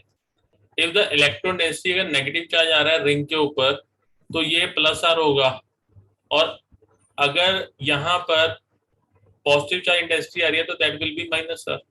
तो इस चीज का ध्यान रखिए आप, इससे मत कंफ्यूज होना कि यहाँ पर नेगेटिव चार्ज आ रहा है तो ये माइनस आर बन गया, उस पे कंफ्यूज मत होना कि नेगेटिव चार्ज आ रहा है, यहाँ पर पार्शियल नेगेटिव चार्ज आ रहा है तो माइनस आर नहीं, ये उल्टा है। मतलब प्लस आर का मतलब देने वाला, नेगेटिव चार्ज अगर रिंग के ऊपर आ रहा है तो that will be plus R, और अगर पॉजिटिव चार्ज आ रहा है, electron density being decrease, that will be minus R. पहली तो ये चीज होगी आपका इंडक्टिव रेजोनेंस, और थर्ड करेक्टर होता है ये S character. This is also very important. जो स्टेबिलिटी ऑफ द कार्बनाइन है, ये जितना एस करेक्टर होगा कार्बन का कैरिंग द नेगेटिव चार्ज, उतना आपकी स्टेबिलिटी ऑफ कार्बनाइन ज्यादा होगी। जैसे एक एग्जांपल है, आपके पास में 3 ये कार्बनाइन है, this is R C triple bond C negative. अब ये जो कार्बन है ये यहाँ पर sp हाइब्रिडाइज्ड है। अब ये बना कैसे उसको समझ लो, जैसे R C triple bond CH है, यहां से H पॉजिटिव निकल गया। जब H पॉजिटिव निकला तो क्या रह गया, आर सी सी लोन पेयर के साथ में नेगेटिव चार्ज। फिर मैं बात करता हूं एल्कीन की, आर सी एच CH2, यहां से H पॉजिटिव निकल गया, सपोज करो H पॉजिटिव यहां से निकल गया, तो क्या बचा, आर CH नेगेटिव। और फिर अल्कीन की बात करते हैं, यहां से H निकल गया H पॉजिटिव, तो क्या बचा, आर CH2 नेगेटिव। तो तीनों ही आपके कार्बनाइन है। ये sp हाइब्रिडाइज्ड है, this is sp2, this is sp। अब मैंने आपको बताया कि इसमें 50% एस करेक्टर होता है, तो मोस्ट इलेक्ट्रोनेगेटिव वाली वो कौन सी होगी, orbital. This is the most electronegative orbital, sp is the most electronegative element, फिर sp2, फिर sp सबसे कम। जितनी ज्यादा इलेक्ट्रोनेगेटिव होती है ऑर्बिटल, उतना वो चार्ज को होल्ड करके रख सकती है। The more is the electronegative N orbital, it can hold the negative charge more effectively, या नेगेटिव चार्ज उसके ऊपर सस्टेन कर जाता है। तो इस sp ऑर्बिटल के ऊपर नेगेटिव चार्ज सस्टेन कर जाएगा, तो इट वुड बी स्टेबल। जबकि इसके ऊपर चार्ज ये सस्टेन नहीं करेगा या इसका बनना मुश्किल होगा, तो स्टेबिलिटी जो है वो R C triple bond C negative की मैक्सिमम होगी, बिकॉज यहाँ पर sp ऑर्बिटल है। जबकि इसकी लीस्ट होगी क्योंकि यहाँ पर sp3 ऑर्बिटल है। सो जो s करेक्टर है, it is deciding the stability of carbon. Reactivity आपको बता ही दिया, कार्बन आयन की 3 डिग्री की मैक्सिमम है, then 2 degree, 1 degree, and CH3 negative की सबसे कम होगी। इनकी जो ऑर्बिटल स्ट्रक्चर होती है, जो सिंपल कार्बन आयन्स होते हैं, जो sp3 हाइब्रिडाइज होते हैं, वो पिरामिडल्स होते हैं, उनकी स्ट्रक्चर पिरामिडल्स होती है, like ammonia and amine. Carbon atom carrying the negative charge is sp3 hybridized. 3 of the 4 sp3 hybrid orbitals form 3 sigma bonds. और जो मोनोवैलेंट एटम और ग्रुप्स हैं, जिसमें 4th sp3 ऑर्बिटल होता है, वो लोन पेयर को कंटेन करता है। देखो जैसे ये चीज है, यहाँ पर C H H H, ठीक है, और ये आपका यहाँ पर loan pair with negative charge. तो ये स्ट्रक्चर कौन सी होगी? एक तो ये sp3 हाइब्रिडाइज कार्बन एटम है, अगर sp3 है तो it should be tetrahedral, but lone pair की वजह से क्या होगा, ये आपकी ट्राइगोनल पिरामिडल स्ट्रक्चर बन जाएगी, जैसे कि अमोनिया की होती है। तो it would be a trigonal pyramidal structure. एक पिरामिडल स्ट्रक्चर होगी जिसका बेस क्या है, ट्राइंगल। तो this will be the structure of carbon ion. फिर उसके बाद में आते हैं फ्री रेडिकल्स। ये फ्री रेडिकल कैसे बनता है? It may be defined as a atom or group of atom having an odd or unpaired electron. एक अनपेयर्ड इलेक्ट्रॉन या ऑड इलेक्ट्रॉन इनके पास में होता है, होमोलिटिक क्लीवेज से बनते हैं in the presence of sunlight या हीट। होमोलिटिक क्लीवेज का मतलब क्या है कि बॉन्ड बीच में से क्लीव हुआ, ये इलेक्ट्रॉन इसके पास में, ये वाला इलेक्ट्रॉन इसके पास में, तो Cl रेडिकल। सिमिलरली आपके CH3 रेडिकल बन सकता है। अगर मैं सपोज करो यहाँ पर मीथेन लिया, I am taking the methane, और इसको मैं हीट कर रहा हूँ, तो पॉसिबिलिटी है कि यहाँ पर ये वाला बॉन्ड ब्रेक हो जाए। This electron goes to this carbon, this hydrogen atom, and this electron goes to this carbon atom. तो यहाँ पर भी रेडिकल फॉर्मेशन होगी, CH3 रेडिकल, H रेडिकल। अब यहाँ पर जो क्लासिफिकेशन है उसको देख लेते हैं। अगर RCH2 रेडिकल है, वो कार्बन एटम जिसपे रेडिकल फॉर्म हुआ है, it is attached with one carbon atom, so it will be called the primary. अब जिसपे आपका कार्बन फॉर्म हुआ, ठीक है, यहाँ पर CH रेडिकल आएगा, जो 2 कार्बन से कनेक्टेड है तो it will be 2 degree, similarly this will B 3 degree. और अगर सिंपली CH3 रेडिकल है तो it would B methyl radical, ये आपका मिथाइल फ्री रेडिकल। अब इनकी जो स्टेबिलिटी है उसको डिस्कस कर लेते हैं। The order of stability of free radical is same that of carbocation. 3 degree की मैक्सिमम होगी, then 2 degree, then 1 degree, then methyl, on the basis of hyperconjugation. ये मैंने ऑलरेडी एक्सप्लेन किया है। इसकी 9 हाइपर कॉन्जुगेशन है, इसकी 6 हाइपर कॉन्जुगेशन है, क्योंकि this is the alpha carbon, this is the alpha carbon, this is the alpha, तो इसके 9 अल्फा हाइड्रोजन हो गए, इसके 6 अल्फा हाइड्रोजन है, इसके 3 है, और इसका कोई भी नहीं। अगर मैं बात करता हूँ इनके उसकी बेंजाइल बेंजाइल फ्री रेडिकल की, तो जो जैसे सपोज करो इसको मैं यहाँ पर ड्रॉ करता हूँ,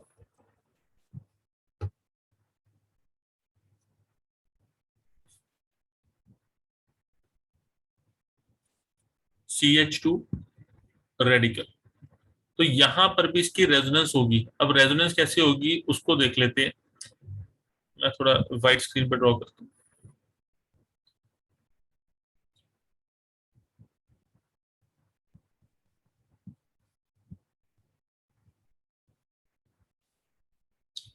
जरा रेडिकल की देखना, रेडिकल की कैसे ड्रॉ करते हैं।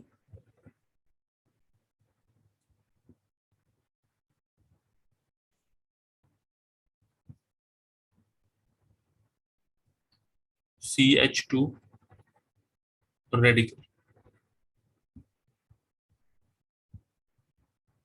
अब यहां पर क्या होगा, जो ये वाला रेडिकल है, this radical, it comes here, यहाँ पे जो ये वाला बॉन्ड है, ये एक किस्म से क्या होगा, दिस विड गो हियर और ये यहाँ पर चला जाए, मतलब ये वाला जो इलेक्ट्रॉन इलेक्ट्रॉन है वो इसके साथ में बॉन्डिंग कर रहा है, अब ये यहाँ पर आके इसके साथ में बॉन्डिंग करेगा, तो इट वुड बी फॉर्मिंग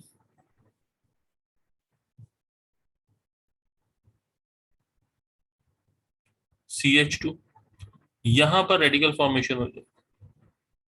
ये थोड़ा अलग सा केस है कि यहाँ पर जो ये बॉन्ड आपका क्लीव सा हुआ, this bond has been cleaved, ये वाला जो इलेक्ट्रॉन है वो इसके साथ में एक डबल बॉन्ड फॉर्म कर लेगा और ये वाला इलेक्ट्रॉन पेयर यहाँ पर आ जाएगा। अगेन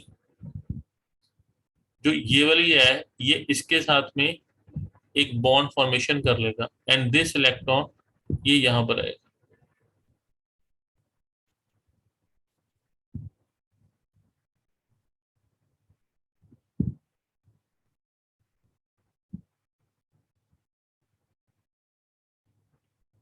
ठीक है, अब ये क्या होगा, यहाँ पे दिस इलेक्ट्रॉन ये यहाँ पर शिफ्ट हो गया एंड दिस इलेक्ट्रॉन तो यहाँ पर इसके साथ में बॉन्ड फॉर्मेशन कर,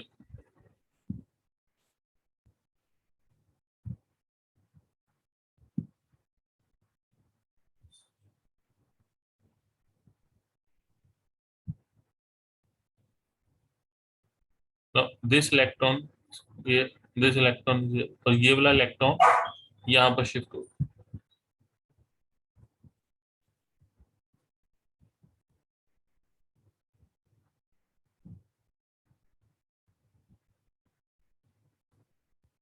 ओके, तो इसकी अगर रेजोनेंस हाइब्रिड होगी तो इट वुड बी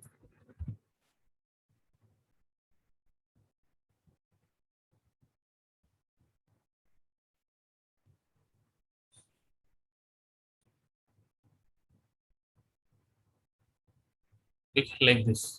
अब यहाँ पे जो रेडिकल्स होते हैं उसको शो नहीं करते, ठीक है, इसको एज सच ही रखेंगे, बट यहाँ पे आपको ये नजर में आ रहा है कि रेजोनेंस आपकी जो है हो रही है, ठीक है, और ये इसके 5 रेजोनेटिंग स्ट्रक्चर जो है वो फॉर्म हो गए। तो ये रेजोनेटिंग स्ट्रक्चर जो है रेडिकल की इस तरीके से ड्रॉ कर,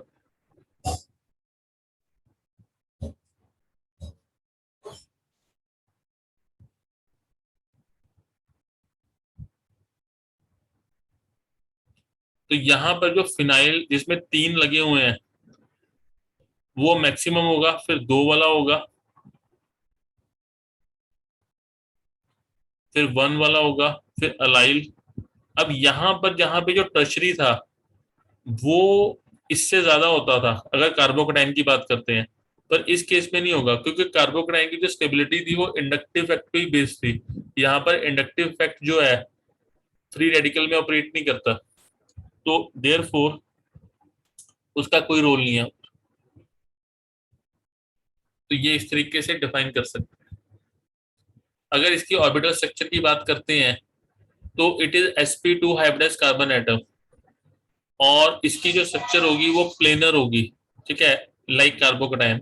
एक ही इसमें डिफरेंस होगा, वहां पे जो p ऑर्बिटल्स थी उसमें कोई इलेक्ट्रॉन नहीं था, पर इसकी जो p ऑर्बिटल है वहां पे एक अनपेड इलेक्ट्रॉन है, ऑड इलेक्ट्रॉन है। ऑड इलेक्ट्रॉन होने की वजह से it is highly reactive species, but again ये in the search of electron जरूर है, पर it is not the electrophile.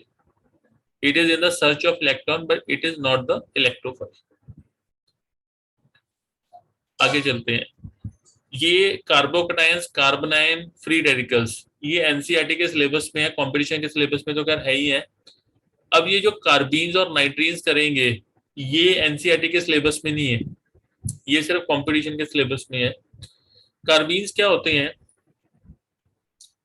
Carbenes can be defined as the neutral divalent carbon intermediates in which a carbon is covalently bonded to 2 carbon atoms and has 2 non-bonded orbitals containing 2 electrons between them.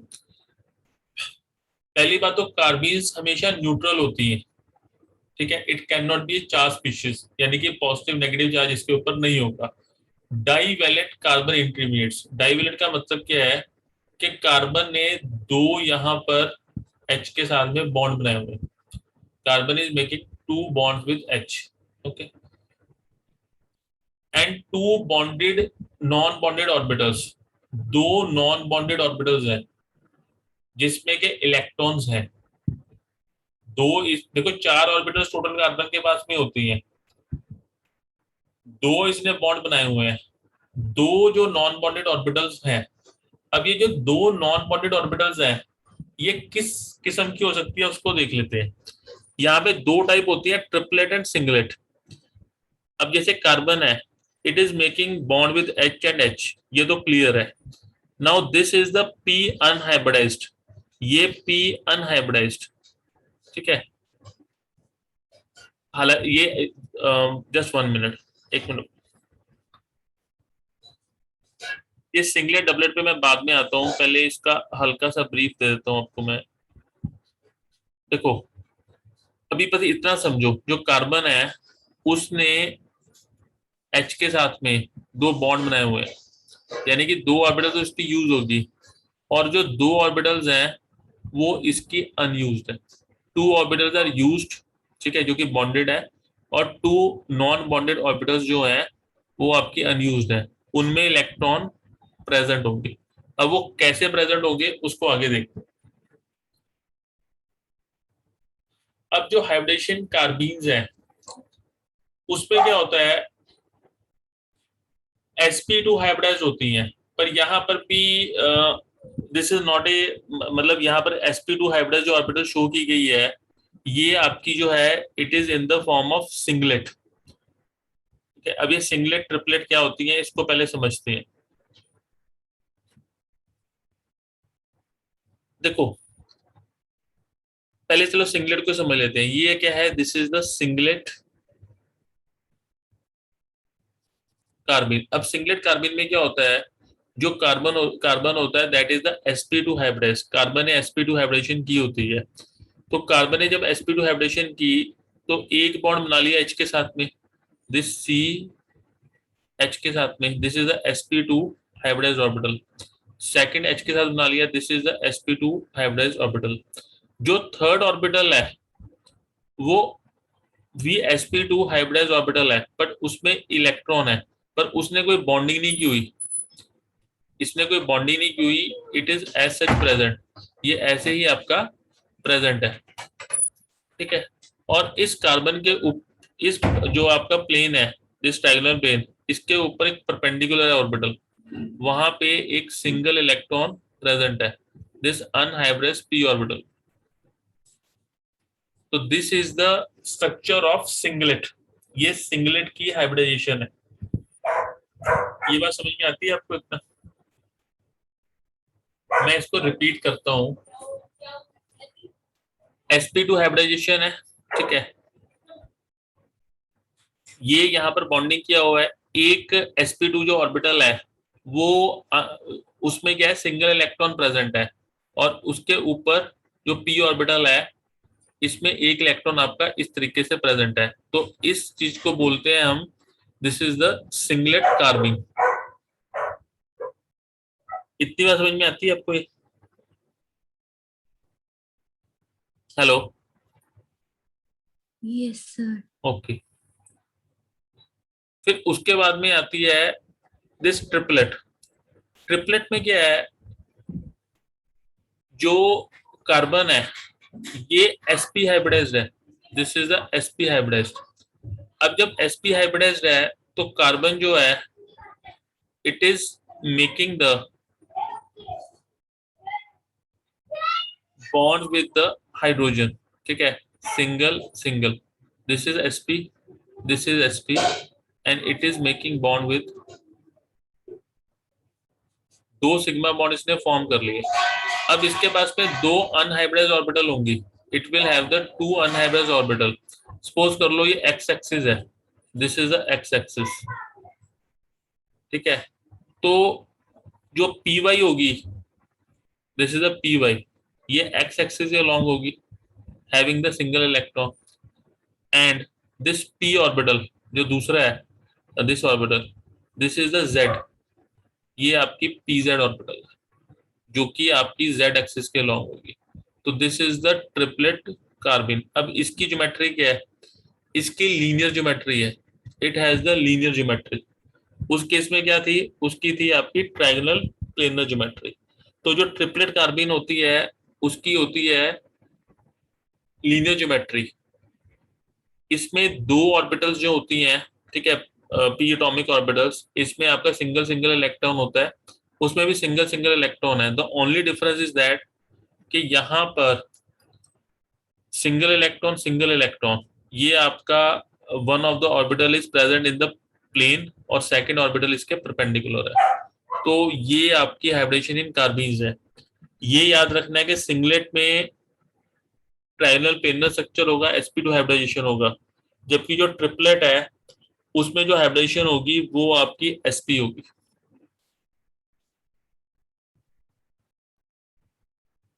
अब इसकी कुछ characteristics है। जो triplet कार्बीन्स होती हैं वो generally stable होती हैं गैसियस स्टेट में, वाइल जो सिंगलेट कार्बीन्स होती हैं वो आपकी एक्वस मीडिया में ज्यादा जो होती हैं स्टेबल होती हैं। The carbon atom in singlet carbon is sp2 hybridized, in which spin paired occupy an sp2 orbital. जो कार्बन एटम है वो sp2 हाइब्रिडाइज होगा, अभी पीछे आपको बताया है। Shape of carbon is planar in the case of आपका सिंगलेट। जो ट्रिपलेट है उसमें क्या होगा, it will have the linear shape. अब इसकी फॉर्मेशन कैसे होती है, सबसे पहले जो इसकी फॉर्मेशन होगी वो डायएजो अल्केन से होती है। डायएजो अल्केन का मतलब क्या है, this is the R2C double bond N। यहाँ पर नाइट्रोजन आपके 4 बॉन्ड्स को फॉर्म कर रहा है, बेसिकली NN लिंकेज को क्या बोलते हैं, this is called the diazo linkage. अब डायएजो लिंकेज में क्या होता है, एक रीअरेंजमेंट होती है हीट करने पे, मतलब ये जो इलेक्ट्रॉन पेयर है it is being shifted here, an triple bond आ गया यहाँ पर। अब जब इसको हीट करते हैं तो यहाँ पर ये पूरे का पूरा जो है इस नाइट्रोजन पे शिफ्ट हो जाता है। तो यहाँ पर बेसिकली आपको क्या मिल गया, यू आर गेटिंग द ये दिस कार्बीन RRC। मैं इसको एक बार दोबारा रिपीट करता हूँ।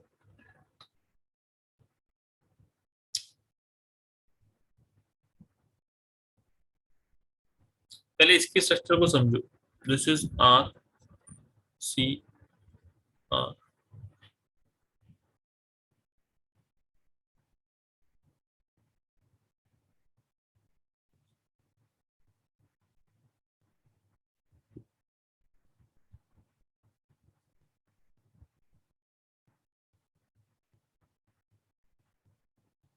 देखो कार्बन के पास में 4 इलेक्ट्रॉन होते हैं, 1 2 3 4।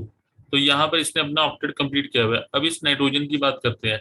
नाइट्रोजन के पास में 5 इलेक्ट्रॉन होते हैं, 1 2 3, 3 इलेक्ट्रॉन ये हो गए। इसने क्या किया, अपना ये इलेक्ट्रॉन पेयर इसको डोनेट कर दिए, it is donating the electron pair to this nitrogen atom. तो 5 इलेक्ट्रॉन पेयर हो गए। अब इस पे पॉजिटिव चार्ज आ गया। पॉजिटिव चार्ज का मतलब क्या है कि जब इसने इलेक्ट्रॉन पेयर को डोनेट किया तो ये वाला जो इसका एक इलेक्ट्रॉन था वो इस नाइट्रोजन के पास चला गया, तो देयरफॉर पॉजिटिव चार्ज आ गया। This is basically called the formal charge. अगर मैं कभी भी कोऑर्डिनेट बॉन्ड को इस तरीके से ड्रॉ करता हूं तो यहाँ पर हमेशा पॉजिटिव चार्ज आएगा, ओके, क्योंकि ये एक इलेक्ट्रॉन जो है वो नाइट्रोजन को ये दे चुका है। अब इस नाइट्रोजन की बात करते हैं। नाइट्रोजन के पास 5 इलेक्ट्रॉन होते हैं, 1 2 3, ठीक है, 4 5। इसके 5 इलेक्ट्रॉन्स, अब इसका ऑक्टेट कंप्लीट हो गया, 1 2 3 4 5, 8 इलेक्ट्रॉन्स। एक नेगेटिव चार्ज आ रहा है, वो नेगेटिव चार्ज क्यों आ रहा है, क्योंकि इस नाइट्रोजन ने इस नाइट्रोजन को अपना एक इलेक्ट्रॉन दे दिया। तो basically this is a structure.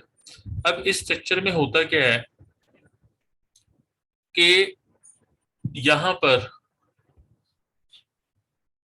जो N पॉजिटिव और N है, इसमें क्या हुआ कि दिस इलेक्ट्रॉन पेयर, इसकी बात कर रहा हूं, दिस वन, ये यहाँ पर शिफ्ट हो गया, it is getting shifted here.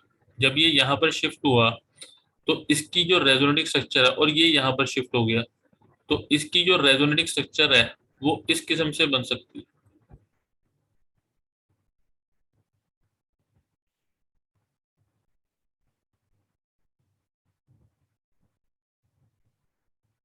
देखो जब ये इलेक्ट्रॉन पेयर यहाँ पर शिफ्ट हुआ तो ये ट्रिपल बॉन्ड तो बन गया, अब इसका नेगेटिव चार्ज रह जाएगा, और ये वाला जो इलेक्ट्रॉन पेयर है इस कार्बन पे शिफ्ट हो गया, तो ये स्ट्रक्चर ऐसी है आगे, यानी कि these are the resonating structures. अब जब ये वाली स्ट्रक्चर बनती है यहाँ पर, when this structure is being form, अब होता क्या है, इसको हीट करने पे जो ये वाला बॉन्ड है, दिस बॉन्ड, जब इसको हीट करते हैं तो ये वाला बॉन्ड कंप्लीटली यहाँ पर शिफ्ट हो जाता है, it is completely shifted to this nitrogen atom. जब ये कंप्लीट शिफ्ट हुआ तो it would be R C R, it is completely shifted, तो ये यहाँ पर ऐसे आया। अब जरा कार्बन को ध्यान से देखो, जो कार्बन के पास में 4 इलेक्ट्रॉन होते हैं, तो यहाँ पर कार्बन के पास में 4 इलेक्ट्रॉन हैं, 1 2 3 4। ना तो ये इसने इलेक्ट्रॉन को लूज किया ना गेन किया, तो ये न्यूट्रल स्पीशीज तो है, but it is highly reactive, क्योंकि ये ऑक्टेट कंप्लीट नहीं है, इसके पास में 6 इलेक्ट्रॉन्स है। ऐसी कोई भी स्पीशीज जिसके पास में 6 इलेक्ट्रॉन एग्जिस्ट करते हैं तो वो एक हाईली रिएक्टिव स्पीशीज होती है, तो therefore this carbene is highly reactive. तो this is one formation diazoalkane. Second formation जो है वो बनती है क्लोरोफॉर्म से, this is a chloroform CHCl3, this is partial negative partial negative partial negative, ये समझ में आ जाएगा। अब यहाँ पर हाईली पॉजिटिव चार्ज क्रिएट होता है because this carbon is connected with 3 chlorine atom, तो हाईली पॉजिटिव चार्ज हुआ, ये जो कार्बन है it attracts the electron pair from hydrogen toward itself, इसने हाइड्रोजन से इलेक्ट्रॉन पेयर को अपनी तरफ खींचा, तो यहां से H पॉजिटिव निकल गया in the presence of A base, इस बेस ने H पॉजिटिव को अपनी तरफ खींच लिया, तो यहाँ पर क्या बचा, lone pair with negative charge, एक lone pair with negative charge बच गया। फिर यहां से क्या होता है, Cl नेगेटिव निकल जाता है, तो this leads to the formation of dichlorocarbene. ये जो रिएक्शन है, एक बायनेम रिएक्शन आती है रीमर टीमन रिएक्शन, ये अल्कोहल चैप्टर में है, वहां पे पूछते हैं कि what is the electrophile in the Reimer Tiemann reaction, तो इलेक्ट्रोफाइल कौन सा है यहाँ पर, dichlorocarbene, this is the electrophile. तब जब ये मैकेनिज्म करेंगे तब यहाँ पे डिटेल में करवाऊंगा इसको।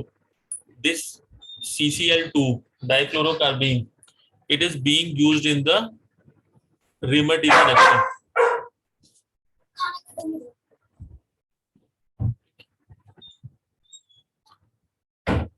फिर ये कुछ और एक्शंस है कार्बीन फॉर्मेशन की, इन सबको करने की जरूरत नहीं है, ये पहले दो तो मैंने आपको करवाई दी है, CH3Cl3, और ये इतना ही कर लो, और करने की जरूरत नहीं है, इनको करने की जरूरत नहीं।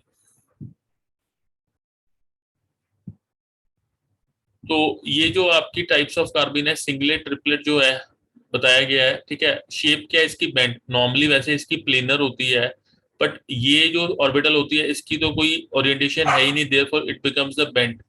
ये लीनियर होगी ट्रिपलेट, हाइब्रिडेशन इसकी sp2 इसकी sp।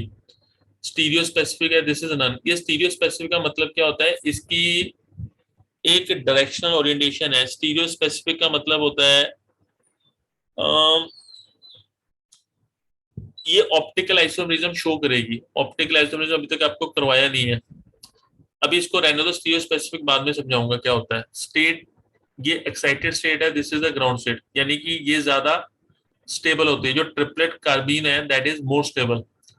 This is diamagnetic, this is paramagnetic, paired electrons diradicals, तो ये इसकी खासियत है। जो ट्रिपलेट है that is more stable than the singlet, ये करने की कोई जरूरत नहीं है।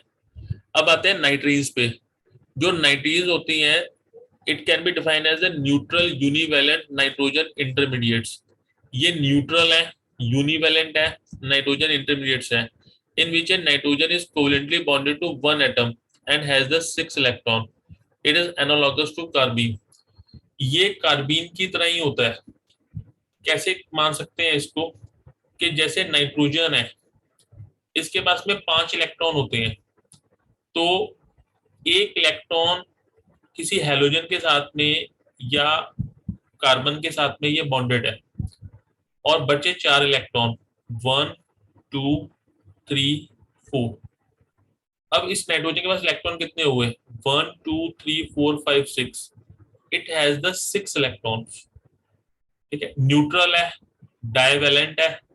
डाइवेलेंट मतलब ये यहाँ पर 2 लोन पे शो कर रहा है, ठीक है, और 6 वैलेंस इलेक्ट्रॉन है, मतलब 2 बॉन्डिंग अभी और कर सकता है, इसलिए इसको डाइवेलेंट बोला गया। सो देयरफॉर ये जो है, दिस इज द, ये एक किस्म का इलेक्ट्रोफाइल जो है, वो इलेक्ट्रोफाइल की तरह ये बिहेव करेगा। It will behave like the electrophile. Neutral monovalent nitrogen species containing 6 electron. Electron deficient है तो हाईली रिएक्टिव स्पीशीज है। ये मैं पहले बता चुका हूं कि अगर कोई स्पीशीज आपकी इलेक्ट्रॉन डेफिशिएंट है तो वो हाईली रिएक्टिव होगी। ये स्ट्रक्चर किसकी है, this is the structure of carbene and this is the नाइट्रीन। ये 2 से बॉन्डेड है, एक्स और वाई से, तो देयरफॉर इट इज डाइवेलेंट।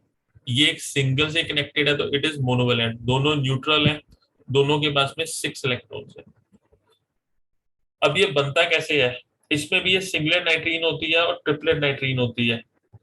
इनकी स्ट्रक्चर करने की जरूरत नहीं है, सिंगलेट या नाइट्रीन या ट्रिपलेट उसकी करने की जरूरत थी कार्बीन की।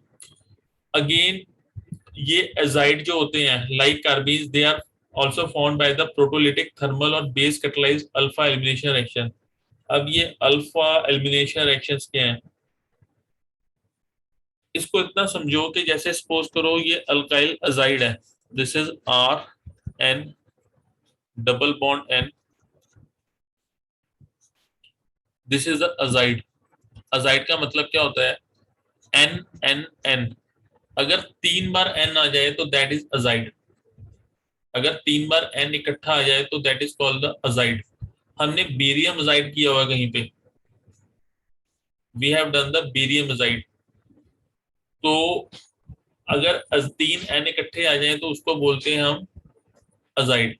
अब इसमें क्या होता है, जब इसको हीट करते हैं अजाइड को, तो यहां पर ये एक किस्म से दिस इलेक्ट्रॉन पेयर ये यहां पर शिफ्ट होता है और ये यहां पर शिफ्ट होता है। It leads to the formation of R N this thing plus N.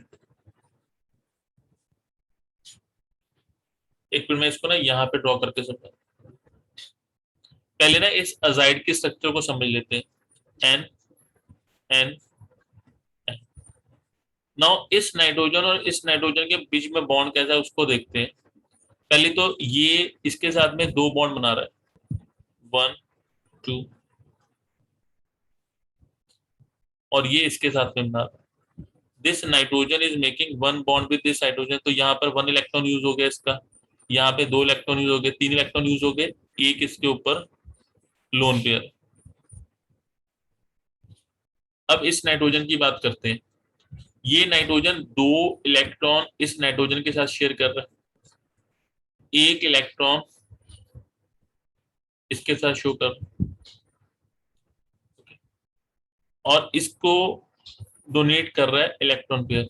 It is donating the electron pair to this nitrogen atom. Okay, तो यहां पर एक पॉजिटिव चार्ज क्रिएट होगा when it is donating the electron to nitrogen, तो ये एक positive charge अपने ऊपर क्रिएट कर रहा है। अब इस नाइट्रोजन की बात करते हैं, 1 इलेक्ट्रॉन तो इसका ये हो गया,